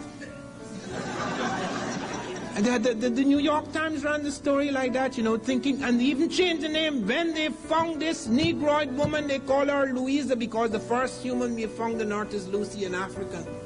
So they call her Louisa. But when it got to the New York Times, they call her Valherbe or Malherbe or something like that. And she comes from Asia. Niggers don't come from Africa anymore. They come from Asia. You find them in the wrong time, in the wrong place. Skeletal evidence. Listen to this, because I have to be very careful here. I was in 2 intelligence services in the world, the Guyana Intelligence Service and the British Intelligence Service, and you're not supposed to tell secrets. So I have to say this in a way that shows that I don't know nothing. Okay. They found 2 African skeletons in the United States Virgin Island at Hull Bay, St. Thomas. These skeletons were found in a strata or layer of earth which is datable 1250 AD, 2.5 centuries before Columbus. But they could not date the bones. Something strange had entered the bones of these skeletons. Now, I know why something strange had happened, why something strange had entered, because of something that was done in that area. And I'm not allowed to talk about it. All I could say is not far from Cuba. And they are big. I mean, you can fit 10 people around each column, holding hands. That's how big these columns are. This is the hypostyle hall. And if you look real close, you can see the outside of which you just came in here. And you see the ones that's standing up on the outside, that's these. But this is the hypostyle hall. Hall of many columns is what it is called. This is the grand hypostyle hall of Karnak, which is the biggest hypostyle hall in the world. And it is an awesome structure. If you would actually see these things, the real pictures. But I'm interested in showing you reconstructions. Other people can show you, you can buy any books and see the other ones, that's no problem. But what I want to show you is reconstructions based on Napoleon's artists. When they went in, they drew the ruins. Then they drew the reconstructions of this particular hypostyle hall. Let me show you the ruins right quick. And a whole temple that they tore down in Kemet because they didn't want you to see the inscriptions. Now, the inscriptions of this particular thing. Now, this is the grand ruins of this particular part that you see the arrow standing on in the late 1800s. Is the grand ruins of Karnak. You see, right here, you see this that's going on. Now, I want to show you some other things right now. Now, look at this. We showed you the hypostyle hall. The next part we're going to show you, we're going to break this thing down. I showed you the ram head sphinx. Now, when I go to the temple of Luxor, I'm going to tell you about the lion head sphinx. And I'm going to show you that, and I'm going to tell you about that because it symbolizes a marriage between 2 temples. Now, this is the grand layout of the temple of Epetasu. You see the Sphinx coming into the temple. Then you see one part of the temple. Now let's break this down. Let's go step by step. This part of the temple that you see right here, this is the grand layout. Right here. Huge. This is the hypostyle hall. When you see these dots, it's showing the actual layout of the hall of many columns. These are the columns that I first showed you standing on the outside. This is the inside wall. These are the 2 colonnades. These pictures, these dots are the Sphinx. This is how it actually looks. These columns are standing up here. You see them right here. The hypostyle hall that I just showed you, you see them right here. Now, this is the first part that we're going to deal with. The first part, you see this doorway here. You see these colonnades, right? These particular pillars. The next part you see is this is the side, how it really looked in the side way. You understand? Okay. Now, breaking it on down. The next part we're going to deal with is the hypostyle hall. See if I can find a picture of the hypostyle hall.